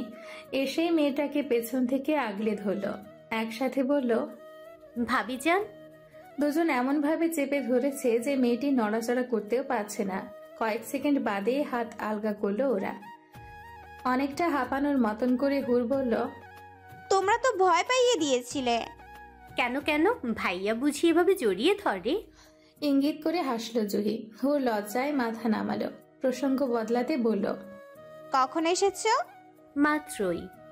বলে আরো একবার হুরকে জড়িয়ে ধরল জুহি। তারপর কয়েক মুহূর্তে কেটে গেল। তিথি এসে থেকে মেয়েটিকে ভালো মতন লক্ষ্য করছিল। এবার চেঁচিয়ে উঠল, পেয়েছি। ও এমন ভাবে বলল যে জুহি আর হুর দুজনেই ভড়কালো, বোঝার প্রয়াসে তাকিয়ে রইল। দুষ্টু মেয়েটা এগিয়ে এসে হুরের গলার কিছুটা নিচে স্পর্শ করে বলল, ওফ, সেই এত জোস একটা লাভ বাইট। ভাইয়ার ভালোবাসা তো চিহ্নের মতনই ফুটে উঠেছে। জায়গাটা ঢাকার প্রয়াসে দ্রুত কামিজ টেনে ধরল হুর। এবার তিথির সাথে যোগ হলো জুহিও। কই দেখি তো। ফর্সা ত্বকে চিহ্নটা কিছুটা গাঢ়ভাবেই বসে গিয়েছে। মেয়েটি কেমন অস্বস্তি অনুভব করলো। এই দুষ্টু মেয়ে দুটো এসে শুরু করেছে, না জানি তার পুরো দিনটা কতটা লজ্জায় কাটাতে হবে। হুরের আশঙ্কা সত্য হলো না। আড়ালে দুজন দুষ্টুমি করলেও সকলের সামনে একদমই দুষ্টুমি করলো না তারা। ওরা বরং সবার সাথে মিলেমিশে নাস্তা করলো, গল্প করলো, একসাথে মুভিও দেখলো। এক পর্যায়ে ঘড়ির কাঁটা পৌঁছালো 11টায়। এই সময়ে জাহিন তাকে কল করে থাকে। 2 মূর্তির থেকে সাময়িক বিদায় নিয়ে ঘরে এসে পৌঁছালো। ফোন নিয়ে চলাফেরার অভ্যেস তার নেই, তাই বিছানার একপাশেই ফোনটি পড়ে আছে। সমস্ত ঘরে সূর্যের আলো এসে ভরে গিয়েছে। বারান্দায় লাগানো ফুল গাছগুলো থেকে মিষ্টি ঘ্রাণ নাকে সে স্পর্শ করে যায়। কয়েক মুহূর্ত অপেক্ষার পরই কাঙ্ক্ষিত কলটি আসে। গতরাতে ভীষণ পরিশ্রম গিয়েছে, তাই জাহিনের ঘুম ভেঙেছে মাত্রই। ও আদুরে গলায় ডাকে, হুর। জবাবে মৃদু সুরে মেয়েটি বলে, খাবার খেয়েছো? খেয়েছি। তারপর একটু স্থিরতা। মেয়েটির সময় নেয় কয়েক সেকেন্ড, মৃদু সুরে ঠোঁট নাড়িয়ে শুধায়, আপনি খেয়েছেন? মাত্র ঘুম থেকে উঠে এসেছি। এত বেলা করে শরীর ঠিক আছে? শেষ বাক্যটি বলার সময় তীক্ষ্ণ একটি ভাঁজ সৃষ্টি হলো মেয়েটির ললাটে। ও চাতক পাখির মতন উত্তরের অপেক্ষায় চেয়ে রয়। সেই অপেক্ষা ভেঙে জাহিন বলে, গত রাতে পুরোটাই জেগেছিলাম, অনেক কাজ ছিল। এই মুহূর্তে মেয়েটি কি বলবে বুঝতে পারে না, ও মৌনতায় ডুবে যায়। জাহিন পুনরায় বলে, সব ঠিকঠাক যাচ্ছে তো? হ্যাঁ। বলেই তিথি আর জুহির কথা স্মরণ হয়। ও আরো বলে, সকালে তিথি আর জুহি এসেছে। দুষ্টু মেয়ে দুটো এসেছে? স্কুল বন্ধ, সেই সুযোগে এসেছে। তোমাকে তো তাহলে খুব জ্বালাবে। না না, ওরা তো জ্বালায় না, শুধু বলে একটু থামে হুর। আর সে বরাবর বসে থাকায় নিজের মুখশ্রীর দেখা মিলে, যা দেখে নিজে লজ্জায় রাঙা হয়। শুধু কি বললে না তো? না মানে। শুকনো ঢোক গিলে মেয়েটি, গলাটা কেমন যেন শুকিয়ে এসেছে। স্বামীর সাথে একটা সাধারণ বিষয় শেয়ার করতে গিয়েও বুকের ভেতরটা কেমন ধিম ধিম করে। ও বুক ভরে সমীরণ টেনে নেয়, তারপর চোখ দুটো মুদিত করে, একদমে বলে, শুধু লাভ বাইট নিয়ে বলেছিল সেদিন, গলার কিছুটা নিচে যে চিহ্নটা হয়েছিল ওটা নিয়েই বলেছিল। এই মুহূর্তে পৃথিবীর সমস্ত লজ্জা যেন হুরকে স্পর্শ করে গেল। স্বাভাবিক বৈবাহিক সম্পর্কে আছে তারা, তবু এই কথাগুলো বলতে গিয়ে ওর বুক কাঁপছিল। এত দূরে থেকেও জাহিন যেন ওর লজ্জায় রাঙা মুখ, কাঁপতে থাকা ঠোঁট, ভড়কানো চোখের দৃষ্টি সব যেন বুঝতে পারছিল। তাই তো ঠোঁটের কোণে মসৃণ এক হাসির উদয় ঘটেছে। হুরের মনে হলো যখন তখন মাথা ঘুরিয়ে পড়েই যাবে, তাই নিজেকে শীতল করে বলল, আপনি তো নাস্তা করেননি, উঠে নাস্তা করে নিন। কয়েক সেকেন্ডের নীরবতা। মেয়েটি জবাবের অপেক্ষায়। ওপাশ থেকে জবাব না এলে সে কল কাটতে পারবে না, তার তো সে সাধ্য হবে না। এদিকে মানুষটা চুপ করে আছে, অসহ্য ভালো লাগায় বোধ হয়ে আছে হুরের সমস্ত মন। সে অপেক্ষা করতে পারছে না, তাই আবারও বলল, রাখবো এখন? শান্ত মোহনীয় গলায় ওপাশের ব্যক্তিটিও বলল, রাখো। তারপর কল কেটে দিল মেয়েটি। জাহিন তখনও এক বুক সুখ নিয়ে বিছানায় বসে আছে। জানালায় থাকা সফেদ পর্দা ভেদ করে এক সিলতে রোদ এসে তাকে স্পর্শ করে যাচ্ছে। ভালো লাগার শরীর মন দুটোই মোহগ্রস্ত। এই সুন্দর সময়টা আরো বেশি পরিপক্কতা পেত যদি এই মুহূর্তে প্রিয়তমাকে স্বীয় বক্ষে টেনে নিতে পারত। তখন হয়তো আর কোনো অপূর্ণতা থাকতো না তার জীবনে। কিন্তু হায় আফসোস, প্রিয়তমা যে তার থেকে বহু দূরে। এই দূরত্ব ভেদ করে প্রিয় স্ত্রীকে কাছে টানতে পারছে না সে। খোলা আকাশের নিচে বসে আছে হুরা জাহিন।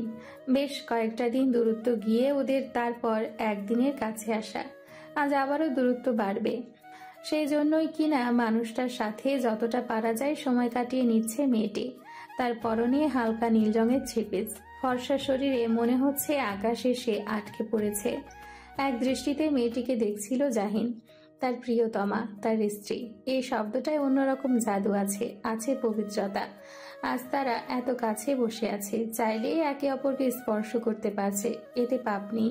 এই পাপ নেই শব্দটির পেছনে রয়েছে 3 কবুলের শক্তি। জাহিন যখন এক দৃষ্টিতে চেয়ে আছে, হুর তখন অন্য মনস্ক হয়ে পাশের গাছটিকে দেখছে, যেখানে একটি পাখির বাসা, অথচ কোনো পাখি নেই। নিশ্চয়ই তারা বেড়াতে বের হয়েছে, ঠিক তাদের মতন। আচ্ছা, পাখিরও কি সুন্দর একটা সংসার হয়? হয়তো হয়। হুর সেভাবে ভেবে দেখেনি। আজ ভাবতে ভালো লাগছে। হয়তো মানুষটা পাশে আছে বলেই ভাবতে ভালো লাগছে। এত সময় ধরে চেয়ে থেকে থেকে জাহিনের ঘোর বৃদ্ধি পেল। ও কিঞ্চিত অগ্রসর হয়ে শক্ত হাতখানা দ্বারা প্রিয়সীকে আগলে নিল। সেই আগলে ধরা হাত কোমরের কিছুটা ছুঁয়ে যেতেই মেয়েটির সমস্ত দেহ থরথর করে কেঁপে উঠল। ত্বরান্বিত হয়ে চাইল সে। অস্বস্তি ও ভালো লাগার মিশ্রণে গলা শুকিয়ে এসছে। জাহিন আরেকটু অগ্রসর হলো। কখনো খোলা ময়দানে এতটা কাছাকাছি হয়নি তারা। সর্বদা আড়ালে আবডালেই তাদের ভালোবাসাগুলো বিরাজ করেছে। এদিকে মানুষজনের আনাগোনা নেই বলেই জাহিন আজ এতটা কাছাকাছি হয়েছে। ও নিজেও বোধহয় মোহগ্রস্ত হয়ে পড়ল। জাহিনের গালের খোঁচা খোঁচা দাঁড়িয়ে গলা এসে সুরসুরি দিয়ে যায়। ও ছটফট করতে করতে মানুষটাকে জড়িয়ে ধরে। আর তারপর কখন যে দুজনের মাঝে একটি উষ্ণ চুম্বন ঘটে যায় তা হয়তো তারা কেউই বুঝে উঠতে পারেনি। ঠোঁটের মিষ্টতা শেষে দুজনেই কেমন বিহ্বল বনে যায়। জাহিন ঈষৎ ব্যস্ত হয়। তার যেন কি হয়েছে। সারাক্ষণ মেয়েটাকে ভালোবাসতে ইচ্ছে করে, আদরে আটকে রাখতে ইচ্ছে করে। তাই এই খোলা ময়দানে নিজের ভালোবাসার প্রকাশ করে ফেলেছে সে। ওর একটু আতঙ্ক বোধ করল। সেটি লক্ষ্য করে জাহিন বলল, সরি, আমি আসলে বুঝতে পারিনি। মেয়েটি ভেতরে ভেতরে কাঁপছে। ভালো লাগায় একই সাথে যন্ত্রণায় কাতর সে। এই যন্ত্রণার নাম সুখ। প্রতিবার মানুষটার ভালোবাসায় নুয়ে পড়েও। তারপর অনেকটা সময় কেটে যায়, দুজন মৌন থাকে। তখন প্রায় সন্ধে হতে চলেছে, জাহিনকেও ফিরতে হবে। ওরা উঠে পড়ে। মেয়েটির ওড়না গিয়ে আটকায় কাঁটাযুক্ত একটি গাছে। সেটা খোলার প্রয়াসে হাত বাড়াতেই জাহিন আগলে ধরে। কি করছো? হাতে কাটা লাগবে তো। কিন্তু বলতে বলতে জাহিন তার ওড়নার শেষ অংশটি ছিঁড়ে ফেলে। হুর ব্যথিত নয়নে চেয়ে। এই পোশাকটা আপনার দেওয়া ছিল তো? মেয়েটার কথার মানে শুরুতেই বুঝে না সে, তাই চেয়ে রয়। কয়েক সেকেন্ড বাদে যখন বুঝতে পারে তখন বুক ভেদ করে দপ্তে একটি নিঃশ্বাস নামে। বোকার মতন বললে। এটা খুলে আনতে গেলে হাতে কাটা ফুটে যেত, তখন তো আরো ব্যথা পেতে। তবু আপনার দেওয়া উপহার। এই মেয়েটি এত বেশি আদুরে, জাহিনের তো ইচ্ছে করে সারাক্ষণ বক্ষে মিশিয়ে রাখতে। ও হাত বাড়ায়, মেয়েটির কানের পাশ ঘেঁষে মাথায় স্পর্শ করে। কষ্ট পেও না, আমি তো আছি। আমার সবকিছু তোমার সাথে আছে। এটা তো সামান্য পোশাক। তবু কি মেয়েটির মন ভালো হয়? হয় না। জাহিন সেটা বুঝে, তবে ভেবে পায় না কি করলে মেয়েটির মন ভালো হবে। এদিকে একটু তাড়াও আছে। মন খারাপ নিয়ে বাড়িতে পৌঁছায় ওরা। আগে থেকেই সব জিনিসপত্র গুছিয়ে নেওয়া আছে। হুর নেমে যায় গাড়ি থেকে। জাহিনের মনটাও খারাপ। সাবধানে থেকো। আপনি সাবধানে যাবেন। আচ্ছা। বলেই গাড়ি ঘুরিয়ে নেয় জাহিন। আর কিছু বলার সুযোগ পায় না হুর। একদিক থেকে ভালোই হলো, মানুষটা আরো কিছু সময় থাকলে ও হয়তো কেঁদেই ফেলতো। আর সেই কান্নার ফলে যাওয়াই হতো না। তখন হয়তো আরো বেশি ঝামেলা পোহাতে হতো তাকে। অন্যমনস্ক অস্থিরতা ফ্যাকাশে মুখশ্রী সমেত বাড়ির ভেতর প্রবেশ করলো হুর। সে এতটাই অন্যমনস্ক ছিল যে বসার ঘরে বসে থাকা মানুষটাকে নজরেই এলো না। সে উঠে চলে গেল দোতলার দিকে। তাহির এক দৃষ্টিতে মেয়েটাকে দেখল। সে খবর পেয়েছিল জাহিনের সাথে হুরেরই বিয়ে হয়েছে। ওর মুখশ্রী দেখে বিশেষ কিছু বোঝা গেল না। রুমা সহসায় ছেলের বাহুতে হাত রাখলেন। যা হবারটা হয়েছে বাবা, তুই আর মন খারাপ করিস না। মন খারাপ করিস না মা, ভুল করে ফেলেছি। বললাম তো যা হবার হয়েছে, তুই ঘরে গিয়ে ফ্রেশ হয়ে নে। আচ্ছা। বলে উঠে পড়ল তাহির। রুমা ছেলের দিকে তাকিয়ে কিছুটা দীর্ঘ নিঃশ্বাস ফেললেন। ছেলেটা আদরের। রাগ ছিল ঠিকই, তবে খুব বেশি কিছু বলতে পারেননি। চোখে মুখে পানি ছিটিয়ে মাত্রই কক্ষে ফিরেছে হুর। তোয়ালে দিয়ে মুখ মুছে নিতে নিতে ও যখন আরশির দিকে আগালো, তখন বিছানায় বসে থাকা একটি পুরুষ দেহ নজরে এলো। প্রথমে ভ্রু কুঁচকে গেলেও ক্ষণবাদেই সমস্ত শরীর শিউরে উঠল ওর। হাত থেকে তোয়ালে পড়ে গেল মেঝেতে। সেটা ওঠানোর প্রয়াস অবধিও করল না। এক পা পিছিয়ে যেতেই পা ঠেকলো আরশির সাথে। ওর চমকানো দৃষ্টি তাহিরকে আনন্দ দিচ্ছে। তার ঠোঁটে মুচকি হাসি দেখা যাচ্ছে। এদিকে মেয়েটির দু চোখে ভয় আতঙ্ক। কেমন আছো হুর? বিছানা থেকে উঠে দাঁড়িয়ে কথাটা বলল তাহির। মেয়েটির হৃদয় ছটফট করে। ও কথা বলতে পারে না। রাগ করে আছো নাকি? কথা কেন বলছো না? একটা সময় তো কথা বলার জন্য পাগল হয়ে থাকতে। বলতে বলতে কাছে চলে আসে তাহির। হুরের কান্না পায়, তবে গলা দিয়ে কথা আসে না। শেষমেশ আমাদের বাড়িতেই বউ হয়ে এলে। তোমার আমার সম্পর্কের কথা জানে তো? এবার মেয়েটির চোখ থেকে অশ্রু নেমে আসে। কেঁপে ওঠে ঠোঁট। তাহিরের ঠোঁটে বাঁকা হাসি। যখন সবটা জানবে তখন তুমি কি করবে? বলো কি করবে? বলতে বলতে মেয়েটির গাল স্পর্শ করে তাহির। ভয়ে এবার দু চোখ ভেঙে জল নামে মেয়েটির। ও কথা বলতে পারে না, শুধু চেয়ে থাকে ভয়ের তো দৃষ্টি নিয়ে।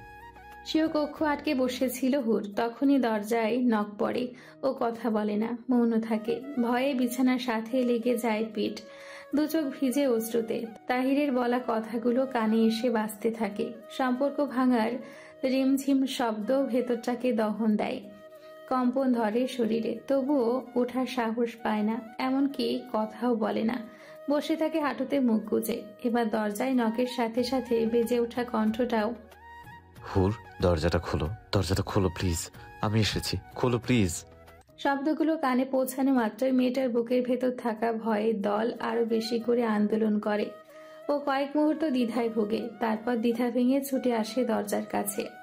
ত্বরান্বিত হয়ে দরজা খুলতেই দেখতে পায় মানুষটাকে।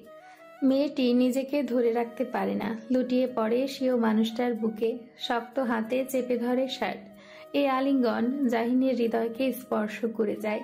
মেয়েটি অবলম্বন চাচ্ছে এক টুকরো ভরসা। জাহিন তা পূর্ণ করে। দু হাতে মেয়েটিকে জড়িয়ে নেয়। আদুরে ভাবে বলে, এই বোকামে, দরজা আটকেছিলে কেন? যেন ভয় লাগছিল। আসলেই মেয়েটা বোকা। বোকা না হলে এভাবে দরজা লাগিয়ে বসে থাকতো না। তাহিরের বলা কথায় সম্পর্ক ভাঙার ভয়ে কান্না করতো না। জাহিন ওকে শান্ত করতে আদরের সাথে মাথায় হাত বুলিয়ে দেয়। কান্নাকাটি করে চোখ ফুলিয়ে ফেলেছো, দেখি তো। বলেই মেয়েটির মুখশ্রী দুহাতের তালুতে নিয়ে আসে। তখনও কাঁদছে বোকা মেয়েটা। জাহিন মুগ্ধ নয়নে দেখে এই মেয়েটাকে কাঁদলেও যে ভীষণ সুন্দর লাগে, তবে এই কান্নাটা যে ও বেশি সময় সহ্য করতে পারে না। তাই কান্না থামাতেই দুহাতের তালু দ্বারা গালে জমে থাকা নোনা জলের বিন্দু মুছে দেয়। কিছুটা শক্তভাবে বলে, আবার কাঁদলে ঠাস করে চড় লাগাবো। কেঁদে অস্থির বাচ্চাদের মতো করলে চলে? মেয়েটি তখনও কিছু বলে না, চেয়ে থাকে মানুষটার মুখশ্রী পানি। এই মুখশ্রীর মানুষটাকে ধীরে ধীরে সে অন্তরে লালন করতে শুরু করেছে, প্রকৃত ভালোবাসায় সামিল করে চলেছে, তার অন্তরের শুদ্ধতা দিয়ে আলিঙ্গন করেছে। কিন্তু সেটা যদি ভেঙে যায়, এই ভয়েই তো ওর অন্তর কাঁপে, কেঁদে ফেলে পুনরায়। জাহিন ফ্যাল করে চেয়ে থাকে, হতাশ হয়, তবে মুখশ্রীতে কোনো বিরক্তি রাখে না। একদম নিরলস ভাবে আরো একবার চোখের পানি মুছিয়ে দিতে দিতে বলে, কান্না কেন করো? কান্না যদিও থামছে না, তবে মুখ খুলে মেয়েটি। ওর হাত দুটো তখনও মানুষটার পিঠ খামচে আছে। ভাঙা ভাঙা কণ্ঠেও বলে, আমাকে ছাড়বেন না কখনো, কথা দিন কখনো ছাড়বেন না। কথা দিলে কান্না থামবে? জানি না, আমাকে ছাড়বেন না বলেন। কাঁদতে কাঁদতে হুর চাতক পাখির মতন চেয়ে থাকে। উত্তরের তৃষ্ণায় বুক ভারী হয়। ওর এমন মুখশ্রী জাহিনের হৃদয়কে শান্ত করে। ও এইটুকুই বুঝে মেয়েটি তার প্রতি আসক্ত হয়েছে। মিছে মিছে ভয় পাচ্ছ। আমি তোমাকে কেন ছাড়বো? তিন কবলের শক্তি এত কম নয় হুর। দেখো, তোমাকে ছেড়ে যেতে মন সায় দিচ্ছিল না, তাই তো চলে এলাম। বলো তো, আমার কোনো আচরণে তোমার মনে হয়েছে তুমি শুধু আমার প্রয়োজন? বলো, মনে হয়েছে এমন কিছু? আমি তো তোমাকে শুধু প্রয়োজনে বিয়ে করিনি হুর। তোমাকে প্রিয়জন করতে চেয়েছি, অন্তরে জায়গা দিতে চেয়েছি, তোমার অন্তরে নিজের জায়গা করতে চেয়েছি। আমি কি তোমার অন্তরে নেই? শেষ প্রশ্নে হুরের কান্না থামে। ও চমকায়, দৃষ্টি ঘুরে এদিক সেদিক। জাহিন তার শক্ত হাতে পুনরায় মেয়েটির গাল স্পর্শ করে। বলো, তোমার অন্তরে আমি আছি কি নাই?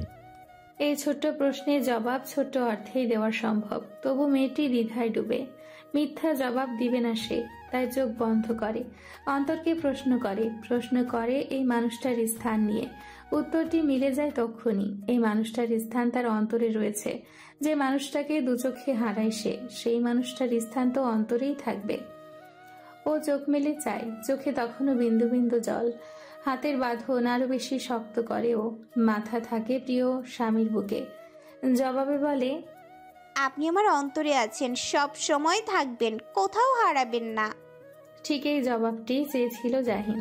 ও আলগোছে মেয়েটির মাথায় হাত রাখে। আদুরে স্পর্শে বোধ হয়ে যায় মেয়েটি। জাহিন চায় না ওদের এই সুন্দর মুহূর্ত আর কোনো তৃতীয় ব্যক্তির আগমন হোক, তাই সে চুপ থাকে, কোনো প্রশ্ন করে না এবং ভরসা দেয়, বোঝায় তার হৃদয়ে মেয়েটির বিস্তার ঠিক কতখানি। সেদিনটা ভালোভাবেই কেটেছে হুরের। ভালো লাগছে না অজুহাতে সে ঘরেই ছিল। জাহিন নিজেই খাবার নিয়ে এসেছিল। রাতের খাবার খেয়ে সে আর বের হয়নি। প্রিয় স্বামীর বক্ষে মাথা রেখে শান্তির ঘুমটি দিয়েছিল। ওদিকে তাহির নামের অভিশাপটি ভেতরে ভেতরে জ্বলছিল। শুভ্র সকালে পৃথিবীর বুকে আলো পৌঁছানো মাত্রই তার দরজায় নখ পড়ল। ভ্রু কুচকে দরজা খুলতেই দর্শন ঘটল জাহিনের সাথে। জাহিন অধরে হাসি রেখে বলল, ভেতরে আসি? তাহির মানা করল না, সরে দাঁড়ালো। এতে ধীরে ঘরের ভেতরে প্রবেশ করলো জাহিন। ঘরের ওপর রাগ উঠিয়েছ মনে হচ্ছে। চারপাশে নজর বুলাতে বুলাতে বলল জাহিন। তাহিরের মাথা সর্বদাই উত্তপ্ত। সে হুটহাট যে কোনো কাজ করে বসে। এবারও তার ব্যতিক্রম হলো না। রাগে কটমট করতে করতেও বলল, আমাকে জ্বালাতে এসেছো তাই না? যেন কিছু বুঝেনি এমনভাবে তাকালো জাহিন। তাহিরের রাগ আরো বৃদ্ধি পেল। ও এগিয়ে এসে বরাবর হলো। জাহিন কিন্তু একটুও রাগলো না। ও বরং শান্ত সুরেই বলল, তোমাকে জ্বালাতে কেন আসবো? বরং তুমি আমার হবু স্ত্রীকে নিয়ে পালিয়ে গিয়েছিলে। শুনেছি সে নাকি তোমাকে ধোকা দিয়েছে। নীরবে আঘাত করায় বরাবরই পারদর্শী ছেলেটা। তাহিরের রাগ ক্রমশ বৃদ্ধি পায়, তবে সেটা প্রকাশ করে না। ও বরং বলে, তাতে কি, বিদ্রুপ কিন্তু তোমারও হয়েছে। So sad. তোমার মতন নম্র ভদ্র ছেলের হবু স্ত্রী পালিয়ে গেল, তাও বাড়ির ছোট ছেলের সাথে। লজ্জা লজ্জা।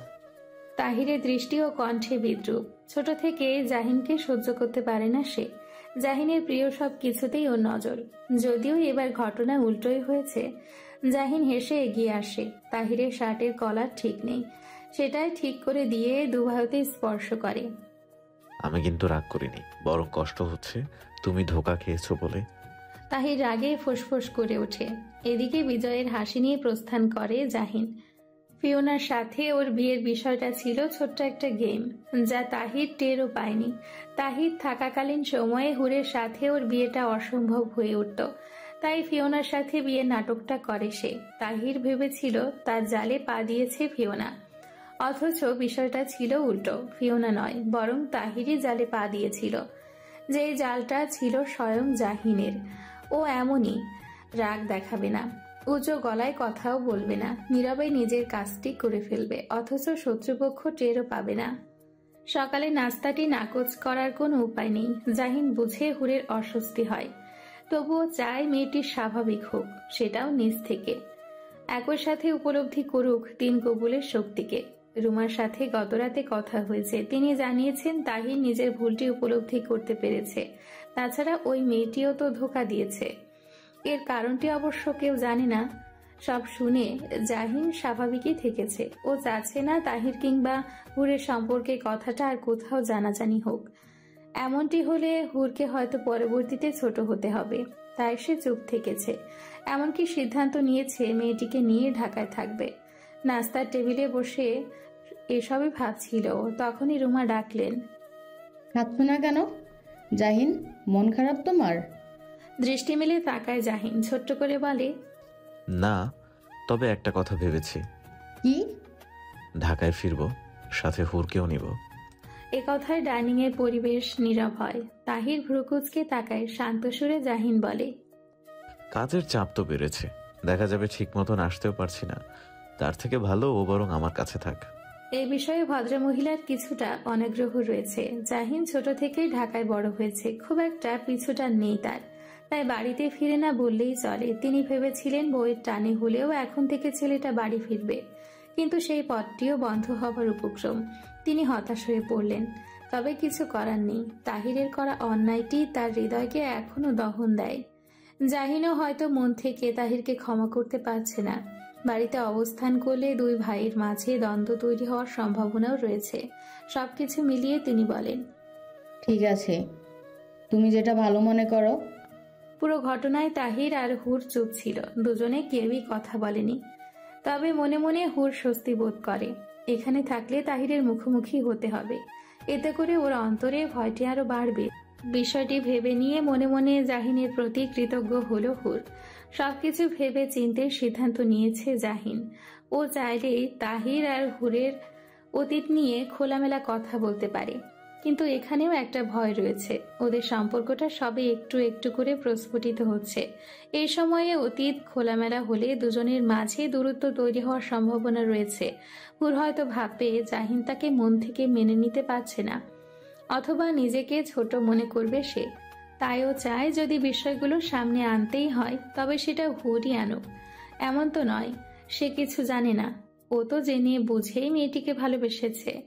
হুর তখন তৈরি হচ্ছে, ব্যাগপত্র গুছিয়ে নিচ্ছে। জাহিন এগিয়ে এসে সাহায্য করার প্রয়াস করতে মেয়েটি মুখ খুলল। ওখানে আমরা সব সময় থাকবো? বলা যায়, মাঝে মাঝে এখানে বেড়াতে আসবো শুধু। ও বলেই মৌন হয় হুর। জাহিন একটু বোঝার চেষ্টা করে, তারপর বলে, মন খারাপ হচ্ছে? না, তেমন কিছু না। কিছু বলার থাকলে বলতে পারো। সামান্য দোমনা খেলা করছে মেয়েটির মুখশ্রীতে। ও ভেবেছিল এখানকার ভার্সিটিতে ভর্তি হবে, পড়াশোনাটা চালিয়ে যাবে, কিন্তু এখন তো ঢাকায় চলে যাচ্ছে। মেয়েটা তখনও দোটানায় ডুবে। ভরসা দিতে জাহিন তার দুহাতখানা বাহুতে রাখে। বলো, কোন বিষয় নিয়ে চিন্তিত তুমি? ঢাকায় যেতে ইচ্ছে করছে না? তেমন না। তাহলে? ভেবেছিলাম পড়াশোনাটা চালিয়ে যাব। বাক্যটা বলেই মাথা নত করে মেয়েটি। জাহিন হাসে। এই সামান্য কথা বলতেও মেয়েটির মনে কতটা দ্বিধা। চিন্তা করো না, আমি তো আছি। আগেই ভেবেছি ঢাকায় আমার বাসার কাছে অনেক ভালো ভালো ভার্সিটি আছে, সেখান থেকে পড়াশোনা করতে পারবে। বোকা মেয়ে, সবকিছু আমার মাথায় আছে। আদরের সাথে গালখানা ছুঁয়ে দিল জাহিন। হুর মায়া কৃতজ্ঞতায় নিয়ে পুরুষটির দৃষ্টির সাথে দৃষ্টি মেলালো। তার সাথে এই মানুষটার বয়সের ফারাক রয়েছে, গুনে গুনে 9 বছরের বড় মানুষটা, অথচ তাকে কতটা বুঝে। রুমা জাহিনের আসল মা না হলেও ছেলেটার প্রতি কোনো কালে অবহেলা ছিল না তার। তিনি সবসময় ছেলেটাকে নিজের কাছে রাখতে চেয়েছেন, তবে দূরত্ব বজায় রেখেছে জাহিনী। ওর ওপর কখনোই জোর করেননি তিনি, সবসময় চেয়ে এসেছেন ছেলেটা ভালো থাকুক। আজও তাই চেয়ে যাচ্ছেন। বিদায়ের আগ মুহূর্তে হুরের সাথে দেখা করলেন তিনি, মাথায় হাত বুলিয়ে বললেন, জাহিন খুব ভালো মনের, নম্র, ভদ্র, শান্ত। ওর সাথে তোমার সংসার দারুণ হবে। তুমি শুধু ওর হাতটা শক্ত করে ধরে রেখো। হুর কৃতজ্ঞতার সাথে দৃষ্টি নামালো, তারপর বলল, আপনি দোয়া করবেন মা? তা তো করবই মা, তোমাদের জন্য দোয়া আছে আমার। অমন সময় ঘরে প্রবেশ করলো জাহিন। গাড়ি তৈরি। রুমা এগিয়ে এসে ছেলের বরাবর দাঁড়ালেন। এবার গেলে নিশ্চয় অনেকদিন পরে আসবে। সম্ভব হলে আগেই আসবো। সে অপেক্ষাতে রইলাম। ঠোঁট সামান্য প্রসারিত করে পাশ কাটিয়ে গেল জাহিন। কাবার থেকে প্রয়োজনীয় জিনিসপত্র বের করে বলল, হুর, এগুলো নিয়ে রাখো। হুর তড়িঘড়ি করে এগিয়ে গেল, সবগুলো কাগজ লাগেজে ভরে নিল। সেদিকে তাকিয়ে উষ্ণ একটি হাসি এলো রুমার ঠোঁটে। তিনি জানেন এদের দুজনের সংসার দারুণ হবে, এরা সবসময় ভালো থাকবে। তবু সবসময় এদের ছোট্ট সংসারের জন্য দোয়া করবেন তিনি। বের হতে হতে প্রায় সন্ধে হয়ে এলো। তাহিরের সাথে দেখা হয়নি কারোরই। আগ বাড়িয়ে জাহিরও চায়নি দেখা করতে, যে যার মতন রয়েছে, এটাই ভালো। গাড়িতে উঠে বসতে রুমা ব্যস্ত ভঙ্গিতে বললেন, তাহিরটা যে কোথায় গেল? তিনি কাউকে একটা ডাকতে চাইছিলেন, তবে জাহিন বাধা দিয়ে বলল, দেরি হয়ে যাবে, ও থাকুক নিজের মতন। এমনিতেও ফিওনার দেয়া ধোকায় কষ্ট পেয়েছে। এই মুহূর্তে রুমা কি বলবেন বুঝতে পারলেন না। তিনি শুধু ফ্যালফ্যাল করে চেয়ে রইলেন। হুর বিদায় জানালো, তারপরে গাড়িটা চলতে শুরু করলো। গাড়িটা যত আগাচ্ছে হুরের হৃদয় ততটাই শান্ত হচ্ছে। অবশেষে তাহির নামক অশান্তি থেকে মুক্তি পাচ্ছে সে। ও মনে মনে ভেবে নিয়েছে এই বন্ধনটা আরেকটু দৃঢ় হলে জাহিনের সাথে সবকিছু নিয়ে আলোচনা করবে, হৃদয়ের দ্বিধা ভেঙে তৈরি করবে সুন্দর এক দ্বিধামুক্ত সংসার। বিষয়টি ভাবতেই মেয়েটির দুচোখ অশ্রুতে ভরে ওঠে। জাহিন পাশ ফিরে যায়, অশ্রুসিক্ত নয়ন দেখে শুধায়, চোখে জল কেন? মেয়েটি উত্তর দেয় না, ওনার কোনায় জল মুছতে থাকে। তারপর বলে, এমনি চোখে যেন কি পড়েছে। ওর কথায় জাহিন হাসে। মন পড়ার ক্ষমতা না থাকলেও মেয়েটির হৃদয়ের অনেক কথাই সে বুঝতে পারে। তাই তো চোখে জল দেখেও বিচলিত হলো না সে, কারণও জানে এই অশ্রু দুঃখ থেকে নয়, এই অশ্রু সুখের। মেয়েটির এই সুখ সুখ অনুভূতি আরেকটু বাড়াতে হাত বাড়ালো, আদরের সাথে গাল স্পর্শ করে দিয়ে বলল, সব সময় মনে রাখবে, তুমি শুধু আমার প্রয়োজন নও হুর, যাকে প্রয়োজন শেষে ফেলে দিব তুমি হলে আমার সেই প্রিয়জন, যার প্রয়োজন কখনোই ফুরাবে না। শেষ নিঃশ্বাস অবধি এক থাকবো আমরা। অবলম্বন পেয়ে মেয়েটার সুখের অশ্রু আরো বৃদ্ধি পায়। ও চোখে জল নিয়েই মুখশ্রীতে হাসি ফোটায়। একইভাবে হাসে জাহিনও। হাত সরিয়ে নিয়ে মনোযোগ দেয় সামনের দিকে। এদিকে হুর মাথা এলিয়ে দেয় সিটের সাথে। চোখ বন্ধ করে হৃদয়ে আঁকে সুন্দর একটা সংসার। সেই সংসারে কোনো দ্বিধা নেই, নেই কোনো তৃতীয় ব্যক্তি। এই সংসার শুধু জাহিন ও হুরের একান্ত ও ভালোবাসার। ঢাকায় নিজস্ব ফ্ল্যাটে জাহিনের ছোট্ট সংসার। সেই ফ্ল্যাটে আজ নতুন মানুষের আগমন ঘটল। এমনিতেই ছেলেটা গোছানোর স্বভাবে, মানুষটাও ভেজালহীন। 3 কামরার বড় একটা বাসা। প্রতিটা রুমের সাথে লাগোয়া বারান্দা থাকলেও জাহিন যে কক্ষে থাকে সেই কক্ষে লাগোয়া বারান্দাটা বিশাল ও ছাদ খোলা। একপাশে ছোট্ট বসার টেবিল, চেয়ার। বিকেলে কিংবা সকালে এখানে বসে চায়ের সাথে দারুণ এক দৃশ্য অনুভব করা যাবে। পুরো ফ্ল্যাট ঘুরে ঘুরে দেখে নিচ্ছিল হুর। জাহিন ফ্রেশ হয়ে এসেছে, হাতে তোয়ালে, বারান্দায় মেলতে এসেছিল। তখন দেখলেও মেয়েটা চোখ বন্ধ করে প্রাণ খোলা নিঃশ্বাস নিচ্ছে। ওর দু চোখে প্রশান্তি এসে স্পর্শ করে গেল। কয়েক সেকেন্ড চেয়ে থেকে কিছুটা ঘনিষ্ঠ হয়ে বলল, ছোট্ট সংসারে অসুবিধা হবে নাকি? এই প্রশ্নে পাশ ফিরে চাইল হুর, তবে পারল না। মানুষটার বাহুর সাথে ওর বাহু ঢুকে গেল। চলে এসেছেন, আমি রান্না বসাই। প্রস্থানের উদ্দেশ্যে পা বাড়াতে চাইছিল মেয়েটি, তবে তার পূর্বেই হাতটা জাহিনের পুরুষালী হাতের দ্বারা আটকে গেল। দেরি হচ্ছে তো, আপনার ক্ষুধা পায়নি? পেয়েছে। তাহলে রান্না বসাই। আজ নয়, অর্ডার করে দিয়েছি, একটু পরে এসে যাবে। এই কথার পর মেয়েটি একটু মৌন হলো। জাহিন আরো কিছুটা এগোতে চেয়েছিল, তবে পারল না। সহসায় মেয়েটি বলে উঠল, তাহলে প্লেট পরিষ্কার করি। জাহিনের একটু মন খারাপ হলো। মেয়েটা শুধু পালাতে যায়, অথচ ওর মন চায় সবসময় ভালোবাসতে, কাছাকাছি আসতে। যাও। একদম থমথমে মুখে জবাব দিল জাহিন। অনুমতি পেয়ে হুড়ো চলে এলো। সেই সাথে একবার পেছন ফিরেও তাকালো। মানুষটি অতি সুদর্শন, একটু একটু করে মেয়েটিকে গ্রাস করে নিচ্ছে। এই মানুষটা হয়তো জানে না হুরের অন্তরে তার জন্য কতটা জায়গা তৈরি হয়েছে। খাবার এসে গিয়েছে। কাচ্চি অর্ডার করেছিল জাহিন, একদম ধোয়া ওঠা গরম গরম। হুর সময় নিয়ে টেবিল সাজিয়েছে, যার দরুন একটা উৎসব উৎসব ভাব বিরাজ করছে খাবারের টেবিলটায়। জাহিন বসতে বসতে বলল, নিজেকে মেহমান মনে হচ্ছে। অধরে হাসি রেখে প্লেটে খাবার বাড়তে লাগলো হুর, আর সেদিকে তাকিয়ে রইল জাহিন। খাবার বেড়ে দিয়ে মেয়েটি যখন চোখ ঘুরালো, তখনই নজরে এলো ঘরে ডুবে থাকা দৃষ্টিখানা। হুর সতর্ক হলো। একটু গলা পরিষ্কারের ন্যায় দুবার আওয়াজ করলো। এতে ঘোর কাটলো জাহিনের। বিষয়টি বুঝে সিও ঠোঁট কামড়ে ধরল ছেলেটা। আরো দিব? প্লেটের স্বাভাবিকের তুলনায় অনেক বেশি খাবার তুলে দিয়েছে হুর। জাহিন হেসে ফেলল। দুজনের খাবার বেড়ে দিয়েছো। কমিয়ে দিচ্ছি বলেই হাত বাড়ালো হুর, তবে বাধা দিল জাহিন। নত দৃষ্টি মেয়েটির দিকে নিক্ষেপ করে বলল, প্রয়োজন নাই, তুমি বসো। আচ্ছা। এক চেয়ার পরে বসতে নিচ্ছিল মেয়েটা। জাহিন ভ্রুকুচকে বলল, অত দূরে কেন, কাছে আসো। কথা মতন কাছে চেয়ারটিতে বসলো হুর। জাহিন সময় নিচ্ছে। কাচির সাথে লেবুর রস আর সালাদ মাখিয়ে নিল। লোকমা করে সামনে বাড়াতেই মেয়েটির চোখ হলো বড় বড়। এভাবে তাকাও কেন, হাঁ করো। আপনি খান না, আমি নিয়ে নিচ্ছি। হাঁ করো, বেশি কথা কেন বলো। প্লেট নিতে যাচ্ছিল মেয়েটি, তবে থেমে যেতে হলো। কিঞ্চিত অস্বস্তি নিয়ে তাকাতেই জাহিনের দৃষ্টি শীতল হলো। চোখে এত অস্বস্তি কেন? আমি তোমার স্বামী হই হুর, খাইয়ে দেওয়ার জন্য এই শব্দটা কি যথেষ্ট ছিল না? এই পর্যায়ে মেয়েটির চোখে মুখে দ্বিধা আরো বাড়ল। আমতা আমতা সুর ধরেও বলল, সরি, আমি আসলে। হ্যাঁ করো তো। আর কথা বাড়ালো না ও, হাঁ করলো। জাহিনে লোকমা মুখে তুলে দিল। খাবার চিবোতে চিবোতে হুরের দুটো চোখ অশ্রুসিক্ত হয়ে গেল। অতীতে তাহির নামক অভিশাপটিও তাকে খাইয়ে দিয়েছিল, আজ জাহিনও খাইয়ে দিচ্ছে, অথচ দুটোর মাঝে বিস্তর ফারাক। ওই সময়ে হুরের হৃদয়ে শুধু ভালো লাগা কাজ করেছিল, তবে আজ মনে হচ্ছে জীবনের সব রকম সুখের আত্মপ্রকাশ ঘটেছে। তিন কবুলের শক্তি ভীষণভাবে অনুভব করছে। জাহিনের করা যত্ন হুরকে প্রভাবিত করল। পরের দিন মানুষটার হাতে খাওয়ার জন্য মন আকুলি বিকুলি করছিল, কিন্তু বলতে না পারার যন্ত্রণাটা ক্রমশ সমস্ত শরীরে ভর করে বসল। অলসতায় ভরে গেল দেহ।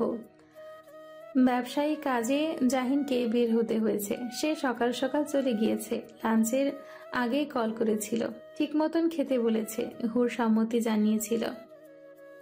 অথচ সে কোনোভাবেই খাবারটি খেতে পারেনি। বেহায়া মন গত রাতে ন্যায় প্রিয় স্বামীর হাতে খাওয়ার জন্য পায়তারা করে চলেছে। দীর্ঘশ্বাসের পর দীর্ঘশ্বাস ফেলতে ফেলতে মেয়েটি বারান্দায় এসেছিল। ফুল গাছ থাকায় একটি প্রজাপতি ফুলের কাছে এসেছে। দেখতে ভালোই লাগছে।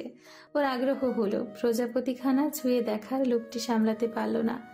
দুহাতের মুঠোয় প্রজাপতিখানা তুলেছে মাত্র, অমনি রিংটন কানে বেজে উঠল। জাহিন কল করেছে ভেবে চট করে এই কক্ষে প্রবেশ করলো। নতুন ফোন কিনে দিয়েছে মানুষটা, তাই নাম্বারগুলো সেভ নেই। ও কলটি রিসিভ করলো। হাসি হাসি মনে হ্যালো বলতেই ওপাশ থেকে দীর্ঘ একটি নিঃশ্বাস ভেসে এলো। এই নিঃশ্বাসের শব্দটি খুব করে অনুভব করতে পারে হুর। ওর গলা ধরে এলো, মা। ওপাশের ব্যক্তিটি শব্দহীন কেঁদে চলেছে। মেয়েকে দেখার ছোঁয়ার বড় লোভ হচ্ছে, অথচ উপায় নেই। মা, এটা তুমি? কথা বলো, কথা বলো প্লিজ। এবার লতিফা জবাব দিলেন। কান্নাটা খুব ভালোই গিলে নিতে পারলেন, যার দরুন কোনো কিছুই বুঝলো না হুর। কেমন আছিস মা? আমার ফোনে টাকা নেই, পাশের বাসা থেকে কল করলাম। আমি তো ভালো আছি মা, খুব ভালো। তুমি কেমন আছো? ক্ষীণ সুরে লতিফা বললেন, ভালো। সত্যি বলতে খুব একটা ভালো নেই তিনি। শরীরে নানান রোগের উপস্থিতি টের পাওয়া যায়। তবে সবকিছু ছাপিয়ে কন্যার সাথে যখনই কথা বলেন, তখনই মন ভালো হয়ে যায়, ভালো হয় শরীরও। এ যেন কোনো এক জাদুকারী শক্তি, অথবা মায়ের মন এমনই হয়, সন্তানের সুখে সুখী, দুঃখে দুঃখী। জাহিনের সাথে একটু একটু করে হুরের ছোট্ট সংসারটা বেড়ে চলেছে। প্রয়োজনের অধিক জিনিস রয়েছে এই ফ্ল্যাটে, তাই নতুন করে কিছুই আনতে হয়নি, বরং সবকিছু বুঝে নিতে নিতেই কটা দিন পেরিয়ে গিয়েছিল।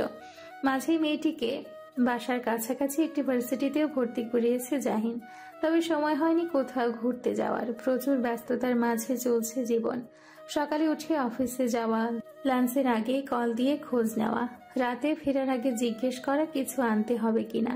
এভাবেই চলছে তাদের সংসার, নতুন বিয়ে ওদের। স্বাভাবিকভাবেই হুরের হৃদয়ে কিছু অভিযোগ আসার কথা, কিন্তু মেয়েটি কোনো প্রকার অভিযোগ করে না, বরং বাসাটাকে আপন করে নিয়ে সারাটা দিন পার করে দেয় নিজের মতন করে। আজ ফিরতে আরো একটু লেট হলো। ডোরবেল বাজা মাত্রই দরজা খুলেছে হুর। জাহিনের দৃষ্টি শীতল ভাব। দুঃখিত, অনেক লেট হলো। সাধারণত 8টার মধ্যে চলে আসে জাহিন, কিন্তু আজ তেমন কিছু হয়নি। ফিরতে ফিরতে 10টা বেজে গিয়েছে। মানুষটার জন্য অপেক্ষা করছিল মেয়েটি, তবে চোখে মুখে কোনো অভিযোগ নেই। সারাদিন কেমন কাটলো? পরনের ব্লেজার খুলতে খুলতে শোধালো জাহিন। ছোট্ট করে জবাব দিল হুর, ঠিকঠাক। একা একা বোরিং লাগে না? কিছুটা, তবে সমস্যা নেই। ব্লেজারখানা খাটের উপর রেখে পেছন ফিরল জাহিন। অদূরে দাঁড়িয়ে মেয়েটি, সে কাছাকাছি হলো, বাহুতে হাত স্পর্শ করে বলল, অভিযোগ আছে আমার উপর? মানুষটার দিকে এক দৃষ্টিতে চেয়ে রইল হুর। ও আসলে কি বলবে বুঝতে পারছে না। কোনো অভিযোগ থাকলে অবশ্যই বলবে, দ্বিধা রেখো না। জানো তো, দ্বিধায় সংসার নষ্ট হয়। সংসার নষ্টের কথা ওঠা মাত্রই মেয়েটির চোখে মুখে ভয় এসে ধরা দিল। সেটা বুঝে জাহিন বলল, আমার যে 2 ঘন্টা লেট হলো, কেন লেট হলো সেটা জানতে চাইবে না? এত সরল কেন তুমি? মানে এত এত নরম কেন, কঠিন না কেন? সত্যিই তো, এই মানুষটা ওর স্বামী, তার প্রতিটা পদক্ষেপের খোঁজ নেওয়া ওর দায়িত্ব, অধিকার। তবে ও যে বলতে পারে না, হৃদয়টা ছটফট করে। জাহিন নিজ থেকেই বলে, আমার এক ফিমেল জুনিয়রের সাথে দেখা করতে গিয়েছিলাম। কথা শেষে আর চোখে তাকায় জাহিন। বোঝার চেষ্টা করে মেয়েটির মুখশ্রীর রং বদল হয়েছে কিনা, তবে ওকে অবাক করে দিয়ে নীরব থাকে মেয়েটি। জাহিন এবার হতাশ হয়। এই মেয়েটির হৃদয়ে আগ্রহ রয়েছে, তবে মুখে সেটি প্রকাশ নেই। এই সংকোচ ভাঙা খুবই জরুরি। মনে হচ্ছে মেয়েটিকে এসব শিখিয়ে পড়িয়ে নিতে হবে। জাহিন রাতে খাবার খেয়ে আসেনি। ও জানতো তাকে ছাড়া হুরও খাবার খাবে না। তেমনটাই ঘটেছে। মেয়েটি দ্বিধার মাঝেই খাবার বেড়ে টেবিলে রাখলো, তারপর অপেক্ষা করতে লাগলো মানুষটার। জাহিন এলো কিছু সময় পর। ফ্রেশ হয়ে এসেছে সে। চুলগুলো তোয়ালে দিয়ে মুছে নিলেও কিছু পানি জমে রয়েছে, দেখতে সুন্দর লাগছে। আপনি কি খাবার খাবেন? দ্বিধা ভেঙে শোধালো মেয়েটি। জাহিন হাতের দ্বারা চুলগুলো ঝেড়ে নেবার মতন করে বলল, হ্যাঁ। খেয়ে আসেননি? খেয়ে আসলে ভালো হতো। তেমনটা বলতে চাইনি। আচ্ছা, বসো তুমি। নিজে বসতে বসতে মেয়েটিকেও বলল জাহিন। তার ক্ষুধা লেগেছে। লাঞ্চের পর পুরো সময়টায় শুধুমাত্র 1 কাপ কফি খাওয়া হয়েছে। মেয়েটির রান্নার হাত ভালো। খাবারের ঘ্রাণে মম করছে চারপাশ। এই খাবার রেখে বাইরে থেকে খেয়ে আসবো কিভাবে বলো তো? প্লেটে খাবার তুলতে তুলতে কথাটা বলল জাহিন। হুরের ভেতরটায় শান্তির ছোঁয়া লাগলো। অধরে এলো মৃদু হাসি। তবে বরাবরের মতনই খুব একটা প্রকাশ করলো না সে। দুজন মিলে খাবার খাওয়া শেষ করলো। জাহিন যদিও কিছুটা ক্লান্ত, তবুও ডাইনিং থেকে প্লেট সরিয়ে নিতে সাহায্য করলো। এটা মানুষটার রোজকার অভ্যেস। একটি সুন্দর সংসার তৈরিতে উভয় পক্ষকে এগিয়ে আসতে হয়। স্বামী স্ত্রী একে অপরের প্রতি যতটা বিনয় রাখে, সংসার ঠিক ততটাই সুখের হয়। জাহিন আর হুরের ছোট্ট সংসারখানাও সুন্দর হওয়ার পথে একটু একটু করে এগিয়ে চলেছে। হুরের তখনও ক্লাস শুরু হয়নি। এতদিন ধরে এখানে এসেছে সে, তবে বের হওয়া হয়নি। আজ হুট করেই নিচতলার এক চাচি এসে নক করলেন। মেয়েটি বেশ নরম, একটু ভীত, তাই সহসায় দরজা খুলেনি। এমন করে কয়েকবার কলিং চাপা হলো। হুর তবু ওর সাহস পেল না। ও বরং চট করে জাহিনকে কল করলো। ফ্ল্যাটের বাইরে যে ক্যামেরাটা লাগানো, সেটার ফুটেজ সরাসরি জাহিনের ফোন থেকেই দেখা যায়। এমনটা আগে করেনি সে, হুরকে নিয়ে আসার পর করেছে। মেয়েটাকে একা রেখে এক মুহূর্ত শান্তি পায় না ও। কাজের মেয়েও রাখতে ভয় লাগে। আজকাল কী সব ঘটে যাচ্ছে। পরিচারিকা হয়ে ঘরে ঢুকে শেষে লুটপাট, এমনকি জানের মধ্যেও হাত চলে যায় তাদের। এসব কারণে বাধা করা পরিচারিকা নেই, তবে সপ্তাহে একদিন একজন এসে ঘরের বাড়তি কাজগুলো করে যায়। এভাবেই চলছে তাদের জীবন। ফুটেজ দেখে নিশ্চিন্ত হলো জাহিন। নিচতলার চাচি, নারীটি ভালো, জাহিনকে স্নেহ করেন। সেদিন অফিসে যাওয়ার সময় দেখা হলো। ভারী অবাক হয়ে বললেন, বউ নিয়ে এসেছো শুনলাম। জি চাচি, সময় মিলাতে পারি নাই, তাই দেখা করা হয়নি। ছোট সহজ করে উত্তর দিল জাহিন। চাচি দীর্ঘশ্বাস ফেললেন। ঠিক আছে, কোনো ব্যাপার না, আমি গিয়ে দেখা করে আসব। অবশ্যই চাচি, আপনি গিয়ে দেখা করেন। আসলে ও একটু নরম স্বভাবের, তো তাই নিজ থেকে যে আসবে সেই সুযোগও নাই। সেদিনের কথা ধরে আজ এসেছেন ভদ্রমহিলা। সবটা শুনিয়ে হুরের হাত পা শীতল হয়ে আসছিল। জাহিন ভরসা দিল, কিছু হবে না, ভয় পাচ্ছ কেন? আসলে শহরের মানুষ। বোকা, তাতে কি? উনি তো অন্য কোনো দেশের না। আচ্ছা। বেশি ভয় লাগলে লাইন কেটো না, আমি আছি। বলে দরজার দিকে এগুলো হুর। নারীটি প্রায় চলে যাচ্ছিলেন, এবার দরজা খুলে যাওয়ায় ঘুরে চাইলেন। হুর কি বলবে বুঝলো না। ভদ্রমহিলার পোশাকে শহুরে ভাব, চোখে অন্য রকম দুটি, কি এক রোদ খেলা করছে চোখে মুখে। সহজেই মন কেড়ে নেওয়ার মতো মুখখানি। ওর কেমন একটা অনুভূতি হচ্ছে। হাতে ফোন, জাহিন কলেই আছে, তবুও শরীরটা ঈষৎ কাঁপছে। ভদ্রমহিলাও অবাক চোখে চাইলেন। মেয়েটা সুন্দর, এটা মেনে নিতে দ্বিধা করলেন না তিনি। আমি তোমাদের নিচতলার ফ্ল্যাটের। জাহিন আমাকে চিনে, ও বাসায় নেই, অফিসে গিয়েছে। পুরো হৃদয়টা ছটফট করে ওঠে। আসলে নতুন পরিবেশে এসে মানুষের সাথে না মিশলে এমনটা হওয়া স্বাভাবিক। জাহিনও সময় পায় না, সারাক্ষণ ব্যস্ততায় কাটে। আর হুরের সময় যায় অলসতার সাথে, অপেক্ষা করতে করতে। কি গো মেয়ে, কি হলো? এ পর্যায়ে ও ধ্যান ফিরে। ও গলাটা ভিজিয়ে নেয়, সালাম দিয়ে বলে, ভেতরে আসুন, উনি অফিসে গিয়েছে। ভদ্রমহিলা ভেতরে আসে, চারপাশে নজর বুলিয়ে বলে, দুজনের সংসার বেশ ভালো। নীরব রয় হুর। হুরে নজর বারবার ফোনের দিকে যাচ্ছে। জাহিন তখনও কলে, তোমার বর কিন্তু বেশ ভালো, শুনেছি জমিদার বংশের ছেলে, ধন দৌলতের অভাব নেই, তবুও জীবন বেশ সাধারণ। নিজ পরিশ্রমে অনেক কিছু করেছে। আমি তো ভারী অবাক হই, অমন সুখ ছেড়ে কে এতটা কষ্ট করে বলো তো? আপনজনের প্রশংসা শুনতেই ভালো লাগে। হুরেরও ভালো লাগছে, তবে ওর সংকোচটা সেই ভালো লাগাকে ছাড়িয়ে গিয়েছে। তাই বিশেষ কিছু বলতে পারল না ও, শুধু ফ্যালফ্যাল করে চেয়ে রইল। এমনকি চা নাস্তার কথা বলতেও ভুলে গিয়েছিল। তারপর হুট করে চাচি যখন শপিং ব্যাগটা বাড়িয়ে দিলেন, তখনই খেয়াল হলো। সেই সাথে বেশ লজ্জাও লাগলো। এটা তোমার, দেখো পছন্দ হয় কিনা। কোনো দরকার ছিল না চাচি, আপনি শুধু শুধু। এত সময় পর মুখ খুলল মেয়েটি, কণ্ঠটি বেশ মধুর। চাচি হেসে বললেন, কি বলো, নতুন বউ দেখবো খালি হাতে নাকি? হুরের লজ্জা লাগলো। নতুন বউ শব্দটা ভেতরে এসে তোলপাড় করে যায়। আমি চা বানাই। এই না, যেও না, আমি এখনই চলে যাব। মাত্রই তো এলেন। হ্যাঁ, কিন্তু সময় কম, আমাকে আবার বের হতে হবে। পাশের এক এনজিওতে জব করি, হাতে সময় কম। ভালো থেকো, পরে আবার দেখা হবে। নতমুখে শ্রদ্ধার সাথে বিদায় জানালো হুর। তিনি যাওয়ার পর দরজা লাগিয়ে বুক ভরে দম নিল। এত সময় ভেতরটা কেমন করছিল। এই সংকোচ কাটিয়ে উঠতে হবে, না হলে বিপদ। এভাবে চলতে গেলে বা হুরকে পড়া শুধু সময়ের ব্যাপার। পুরো সময়টাই লাইনে ছিল জাহিন। হুর যখন ফোনটি তুলল তখন অতিরিক্ত সময় প্রায় 8 মিনিট পার হয়ে গিয়েছে। ওপাশ থেকে কোমল কণ্ঠটা শোনা গেল, সব ঠিক আছে? হ্যাঁ, চাচি চলে গিয়েছেন, তিনি ভালো মানুষ। নিঃশব্দে হাসল জাহিন। অনেকটা সময় পেরিয়ে যাওয়াতে বেশি কথা বাড়ালো না। কল রেখে দিয়ে হুর বসলো প্যাকেট নিয়ে। সুন্দর আকাশি রঙের শাড়ি, এই রংটা ওর পছন্দের। শাড়িটার উপরে হাত বোলাতেই মনটা ভালো লাগায় আচ্ছন্ন হয়ে রইল। সেই সাথে হৃদয়ের কোণে দোলা দিয়ে গেল দারুণ এক ভাবনা। বাড়ি ফিরতেই বিস্মিত হয়ে গেল জাহিন। আকাশি রঙের শাড়িতে মেয়েটিকে ফুলের অনুরূপ সুন্দর দেখাচ্ছে। ও নজর যেন সরতেই চাইল না। এতে করে বিব্রত হলো হুর। চোখের দৃষ্টি নামিয়ে ফেলছিল বারবার। সেটা দেখে জাহিনের অধরে হাসি আসে। ও দুপাশে মাথা কাত করিয়ে বলে, আজ কিছু স্পেশাল নাকি? এ কথায় মেয়েটির ভ্রু কুঞ্চিত হলো। জাহিনী বলল, না মানে এভাবে সেজেছো যে? এভাবে সেজেছে যে মানে কি? মুহূর্তে এই মেয়েটির কেমন মন খারাপ হলো। কোথাও একটা প্রশংসা আশা করেছিল সে, আশাও ছিল, অথচ সব উল্টে গেল। মানুষটা সেটা না করে মানুষটা কি না উপহাস করলো। এমনি সেজেছি। কাঠ গলায় জবাব দিল হুর। কণ্ঠের অভিমান স্পষ্ট বুঝতে পারছিল জাহিন, তবে শুরুতেই অভিমান ভাঙানোর চেষ্টা করলো না। ও বরং গায়ের কোটখানা খুলে সোফায় রাখলো আর চোখে চেয়ে বলল, খাবার তৈরি? দিচ্ছি।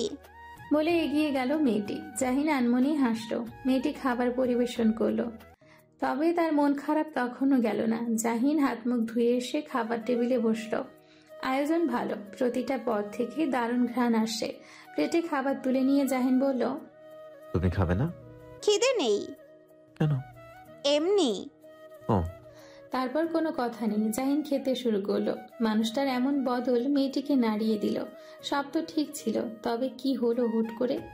জাহিনের কি ভালো লাগেনি? হুরকে এর সাজ সুন্দর লাগছে না, নাকি অন্য কারণ?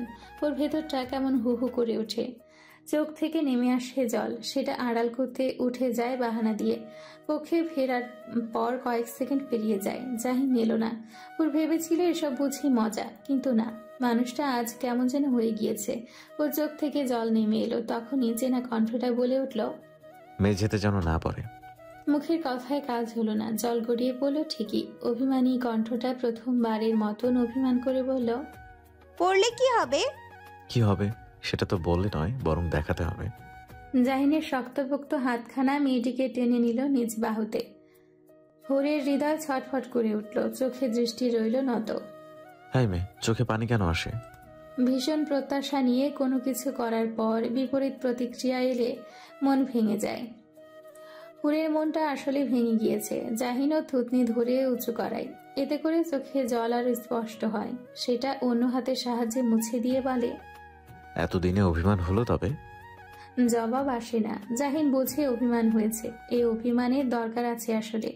অভিমান আসলে প্রিয়জনের সাথে করা যায়। জাহিন তো তার হৃদয়টা মেয়েটিকে দান করে দিয়েছে। তবে তবে হুর কি দান করেছিল? বিশাল এক প্রশ্ন ঘুরপাক খাচ্ছিল এখানটায়, যার সমাপ্তি ঘটল আজ।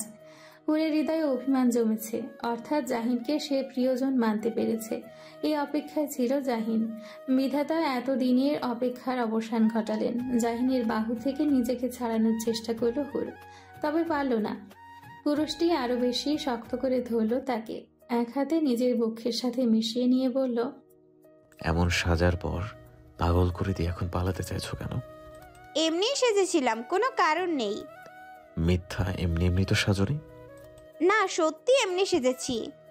অভিমান ঠিকরে পড়ে যেন। জাহিন আরেকটু ঘনিষ্ঠ হয়, এতে করে মেয়েটির শ্বাস ভারী হয়ে যায়।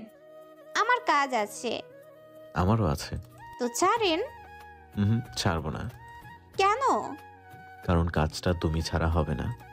ওর কি বলবে বুঝতে পারে না, তবে এটা সত্য। ভেতরে এক মিহি হাওয়া অনুভব করে সে, যেই হাওয়াটা সমস্ত শরীরে শিরশির এক অনুভূতি দিয়ে যাচ্ছে।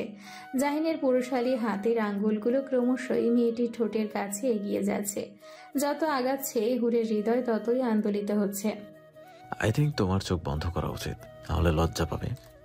এমনিতে কেমন লজ্জা অনুভব হচ্ছিল। এই কথা বলে আরো বেশি লজ্জায় ফেলে দেয় পুরুষটি। মেয়েটির গাল ছেয়ে যায় রঙিন আভায়, ঠিক যেন অন্ধকার আকাশ ভেদ করে এক টুকরো লাল মিষ্টি আলো। সেই আলোকে পূর্ণতা দান করতে একটি গাঢ় চুম্বন এঁকে যায় পুরুষটি। জানান দেয় নিজের অস্তিত্বকে, নিজের প্রিয়জনকে। মনের দূরত্ব নেমে এসেছে হাঁটুর কাছে।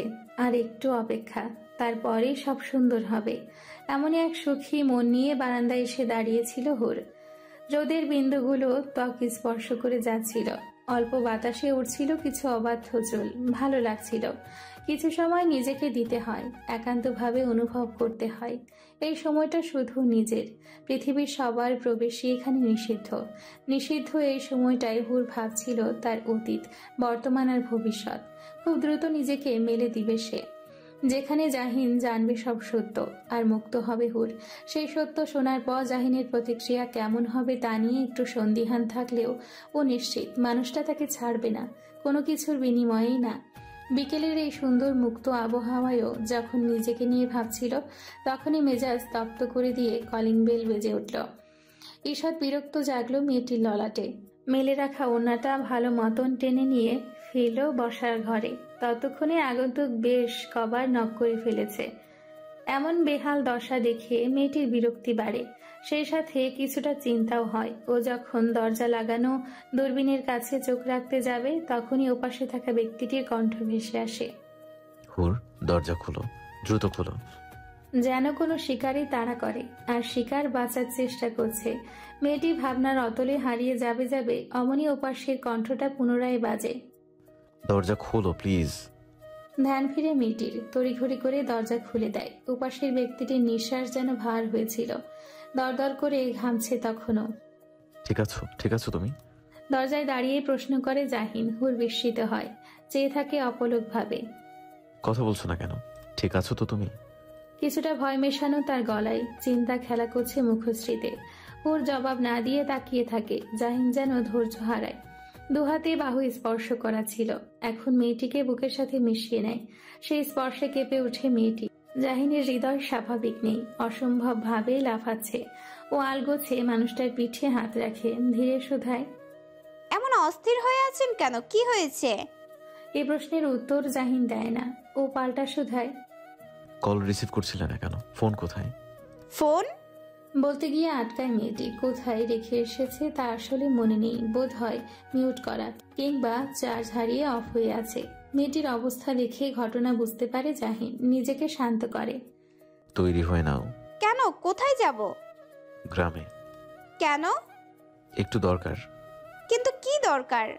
জাহিনের মুখশ্রী ঈষৎ গম্ভীর হয়। মেয়েটির গাল স্পর্শ করে বলে, চলো যাই, কথা বাড়িও না লক্ষ্মী আমার। এ কথার পর মেয়েটি আর প্রশ্ন করে না, নীরবে তৈরি হতে যায়। তবে বুকের ভেতরটায় তখনও প্রশ্নের দল উকি দিয়ে থাকে, যা রেশ রয় পুরো রাস্তাতেই। তবে দ্বিতীয়বার প্রশ্ন করে না সে।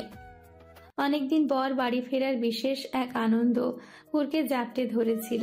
তবে সবটা ধুলোর সাথে মিশে গেল যখন ও দেখল বাড়ির ভেতর থেকে গুনগুন আওয়াজ হচ্ছে। কেমন করুণ তার সুর। মুহূর্তে ভ্রু কুঁচকে গেল তার। পাশ ফিরে চাইতেই জাহিনের গম্ভীর আতঙ্কগ্রস্ত মুখশ্রী নজরে এলো। এটা এক ছুটে চলে এলো বাড়ির ভেতর।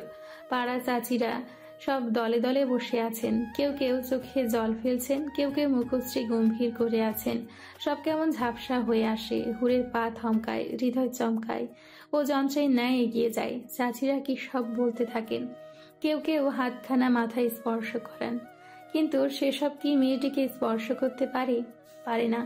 ও চোখ দুটো ক্রমশ আবছা হয়ে আসে, বুক ভাঙি কান্নায়, ঠোঁট কামড়ে ধরে দাঁতের দ্বারা।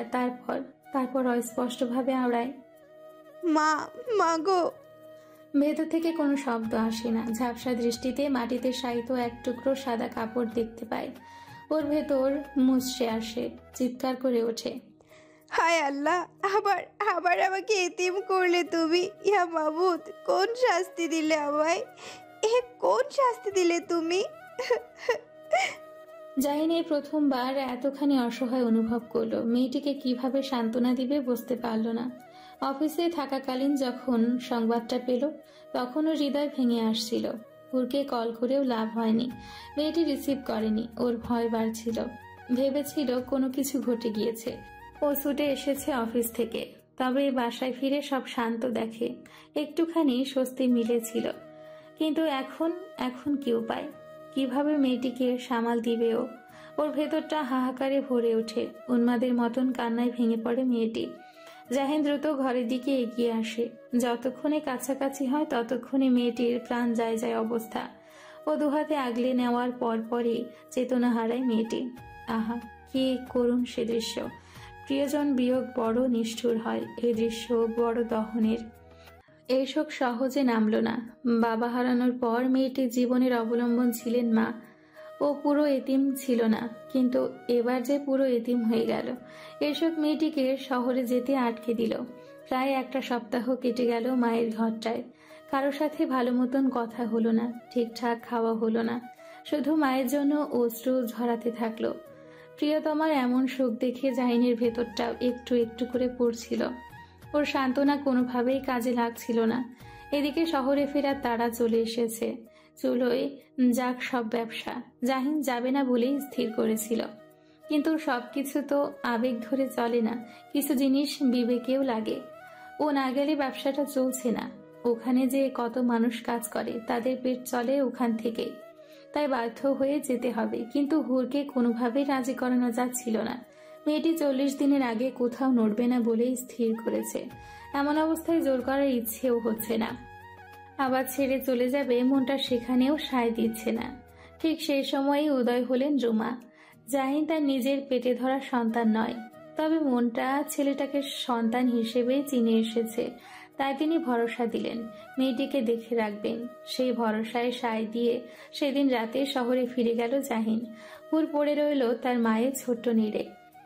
এখানে ওর মায়ের শরীরে ঘ্রাণ আছে, যা এখনো নাকে এসে স্পর্শ করে যায়। বাবার স্মৃতি মেখে আছে ঘরটায়। সব মিলিয়ে চোখের পলকে দিন কাটতে লাগলো। কিন্তু বিপত্তি হলো সেদিন ভোরবেলায় ফজরের নামাজ শেষে বাবা মায়ের কবর জিয়ারতে বের হয়েছিল হুর। ফেরার পথে ভয়ানক ঘটনাটা ঘটে গেল। কোথা থেকে যেন চলে এলো তাহির নামে নোংরা কীট, পথ আগলে ধরল। চারপাশ তখন শুনশান নীরব। কবরস্থানে ভোরবেলায় মানুষের যাতায়াত নেই বললেই চলে। এমন পরিস্থিতিতে মেয়েটি কি করবে বুঝতে পারছিল না। ওর মনে হচ্ছিল এক ছুটে পালিয়ে যেতে হবে। মস্তিষ্ককে তৈরিও করে ফেলেছিল, তবে তাহির তার নোংরা স্বভাবটা ঠিকই জাহির করল। মেয়েটিকে চেপে ধরল শক্ত করে, অসভ্যের মতন কুটিল হাসি ঝুলিয়ে বলল, এবার তোমার কি হবে সোনা? খুব তো সংসার পেতেছিলে। তোমার বর দারুণ খিলাড়ি, চোখের আড়ালই করে না। কিন্তু পাখি যে ফাঁদে পড়বেই। তোমার এই সুন্দর মুখে আমি যদি কলঙ্কের দাগ না বসাই, তবে আমি তাহি। এ অবধি বলার পর কথাটা পূরণ করতে পারল না তাহির। তার পূর্বেই হাতে টান পড়ল তার। এপাশ ফিরতে না ফিরতেই গাল বরাবর চর বসালেন রুমা। তার শরীর কাঁপছে, রাগের কারণে নিঃশ্বাস অবধি নিতে পারছেন না। ছেলেকে সর্বদা প্রশ্রয় দিয়ে এসেছেন তিনি, তবে এ ছেলে যে এই পরিমাণ বিগড়ে গিয়েছে তা যদি আগে টের পেতেন। আফসোস হতে লাগলো। তাহির নিজেকে সত্যবাদী প্রমাণ করার জন্য বলল, আমার সাথে ওর আগেই সম্পর্ক ছিল। ও আমাকে চিট করেছে, চিট করে জাহিনকে বিয়ে করেছে। সবটা ওর প্ল্যান। ওর তখন কান্নায় ভেঙে পড়েছে। এমনিতেই মেয়েটির মানসিক অবস্থা ঠিক নেই, তার উপর এমন একটা ঘটনা। রুমা পেছন ফিরে চাইলেন, মেয়েটির মাথায় হাত স্পর্শ করে বললেন, বাসায় যাও মা, আমি দেখছি। এ কথার পর 1 সেকেন্ডও নষ্ট করেনি মেয়েটি। এক ছুটে চলে গিয়েছে বাড়ির পথে। সেদিকে তাকিয়ে তাহিরের হাত শক্ত হয়। ও কটমট করতেই দ্বিতীয়বারের মতন জ্বর এসে পড়ে গালে। অসভ্য ছেলে, নোংরা কোথাকার। আমি যদি জানতাম তুই এমন হবি, তাহলে পেটে আসার আগে তোর জান নিয়ে নিতাম। তাহিরের মুখ রক্তিম হয়ে যায়, কিছু বলতে পারে না ও। রুমা রাগে রিরি করতে থাকেন। একটু আগে ছেলের কুকর্মের পরিকল্পনা সম্পর্কে জেনেছেন। তাহির ভেবেছিল হুরকে তুলে নিবে, তারপর নিজের মতন ব্যবহার করবে, অথচ কিছুই হলো না। ও ভাবতেও পারেনি সমস্ত পরিকল্পনা এভাবে ভেস্তে যাবে। রুমার আগমন সবকিছু শেষ করে দিয়েছে। বাড়ি ফিরেই জাহিনকে কল করেছে হুর। আর নয়, আর এভাবে চলবে না, সবটা জানাতে হবে। কিন্তু কান্নার দমকে মেয়েটি যে কথাই বলতে পারছে না। ওপাশের ব্যক্তিটি আজ অস্থির হয়নি, ও শান্ত আছে। শান্ত থেকে সব সামাল দিয়েছে। হুরকে একা রেখে 1 সেকেন্ডও শান্তিতে ছিল না সে। তাই তো সার্বক্ষণিক মেয়েটিকে নজরে রেখেছিল, সেই সাথে নজরে রেখেছিল তাহিরকেও। তাহির যদিও অন্য শহরে ছিল, তবে হুর গ্রামে এসেছে আর জাহিনও নেই, এ কথা শুনেই চলে এসেছিল। সেই সাথে ছক কষেছিল মেয়েটিকে ব্যবহার করার। অথচ ও যদি জানতো ওর পরিকল্পনাকে সার্বক্ষণিক সঙ্গ দেওয়া ছেলেটা জাহিনের পাঠানোই লোক, তবে এভাবে ধরা পড়তো না। আফসোস, এভাবে মায়ের আদরে থাকা আচরে থাকা ছেলের মুখোশ বেরিয়ে এলো। সবটা স্মরণ করে জাহিন নিঃশ্বাস ফেলল। ও সর্বদা শীতল মস্তিষ্কের। ঝামেলা করবে, তবে অপর ব্যক্তি সেটা ধরতেও পারবে না। এদিকে হুর কেঁদে চলেছে সমানে, তার কান্না থামছেই না। জাহিনের অধরে একটুখানি হাসি এসে ধরা দেয়। ও আদর মিশিয়ে বলে, আমি সবটা জানি হুর, সবটা জানি। তোমার অতীত জানি, তোমার বর্তমান জানি, আর আমি তোমার ভবিষ্যতও জানবো, কারণ তুমি আমার, শুধুই আমার। পরিশিষ্ট মা চলে যাওয়ার পর পেরিয়ে গেল 40টি দিন। মসজিদে মিলাদের আয়োজন হয়েছিল। এতিমখানায় ছোট ছোট বাচ্চাদের জন্য খাবারের ব্যবস্থা করা হয়েছিল।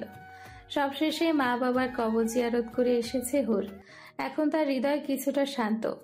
শোক নেমেছে অনেকটা, মন মেনে নিয়েছে বাস্তবতা। জাহিনও এসেছে। দুজন সড়কের পথে হেঁটে চলেছে। একটা স্বস্তি খেলা করছে তাদের মাঝে। হুর অবাক হয়। অবাক হয় এটা ভেবে যে একটা মানুষ এতটাও ভালোবাসতে পারে। আদৌ সম্ভব এমন ভালোবাসা? ওর জীবনে যদি জাহিন না আসতো তবে কোনোভাবেই বিষয়টি মানত না ও বুক ভরে দম নেয়। তারপর কিছুটা কাজ ঘেঁষে দাঁড়াতেই অপর হাতে দ্বারা আগলে নেয় জাহিন। ভালো লাগায় নেচে ওঠে মেয়েটির মন। মা চলে যাবার পর এই প্রথমবার মানুষটির সঙ্গ পুরো অনুভব করছে একজন স্ত্রী রূপে। রুমার শরীরটা ভেঙে গিয়েছে। স্বামী চলে যাবার পর সব সামাল দিয়েছেন একা হাতে। তবু মনে হয় ভদ্রলোকের কিঞ্চিত পরিমাণও সামলাতে পারেননি তিনি। অসহ্য হয়ে উঠেছে তার চারপাশ। জাহিন দরজায় নক করতে দৃষ্টি ফেরালেন তিনি। অধরে কৃত্রিম হাসি এনে বললেন, ঘরে এসো। ছোট কদমে কক্ষে প্রবেশ করল জাহিন। রুমা উঠিয়ে দাঁড়ালেন। ছেলেটা যেমন লম্বা শুভ্র ত্বকের তেমনি বুদ্ধিমান, বাবার অনুরূপী হয়েছে। ছেলেটার কথা স্মরণ করে আরো একবার অধরে হাসি জাগান তিনি। জাহিন নরম সুরে বলে, আমরা চলে যাব আজ। চলে যাবার কথা শুনেই ভেতরটা মোচড় দিয়ে ওঠে তার। কিছু বলার পূর্বেই জাহিন বলে, আপনাকে ধন্যবাদ। আমি যতদিন ছিলাম না হুরের দারুণ খেয়াল রেখেছেন। রুমা কথা হারালেন। তীব্র ব্যথাটা গিলে নিয়ে বললেন, তাহিরের করা কাজের জন্য আমি জানি না কিভাবে তোমার কাছে ক্ষমা চাইবো। আপনি কেন ক্ষমা চাইবেন? দোষ তো আপনার নয়। আমারই দোষ জাহিন, মানুষ করতে পারলাম না ছেলেটাকে। দীর্ঘ নিঃশ্বাস ফেললেন তিনি। তাহিরকে ভারতে পাঠানো হয়েছে, ওখানেই তাকে রাখা হবে, তাও নজরে। সেই সাথে বেশ পরিশ্রমের কাজও দেওয়া হয়েছে। এটাই আপাতত তার শাস্তি। সবার থেকে দূরে থেকে কাজকর্ম করে যদি ছেলেটার শিক্ষা হয়। রুমা ভারী একটা নিঃশ্বাস ফেললেন। জাহিন প্রস্থানের পূর্বে বললেন, নিজের খেয়াল রাখবেন। আপনি ছাড়া আমার আর হুরের এই দুনিয়াতে কেউ নাই। আমরা এতিম। এ কথার পর জাহিন কিন্তু এক সেকেন্ড দাঁড়ায়নি, চলে গিয়েছে।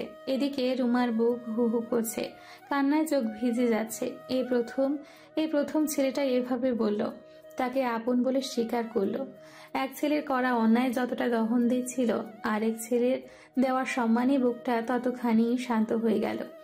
জীবন হয়তো এমনই, শূন্যস্থান কোনো না কোনোভাবে পূরণ হয়ে যায়, শুধু একটু সময়ের অপেক্ষা।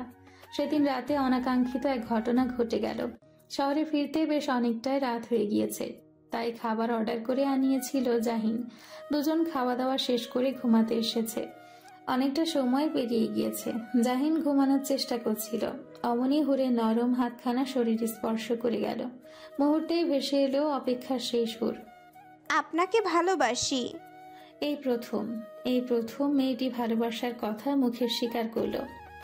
দারুণ সুখে জাহিনের ঘুম পালালো। এদিকে দুষ্টু মেয়ে অপর ব্যক্তির ঘুম হরণ করে নিজেই ঠিকই ঘুমিয়ে পড়ল। সেই রাতটা জাহিনের নিকট বিশেষ হয়ে রইল। সমস্ত রাত জেগে প্রিয়জনকে মুগ্ধ নয়নে দেখল সে।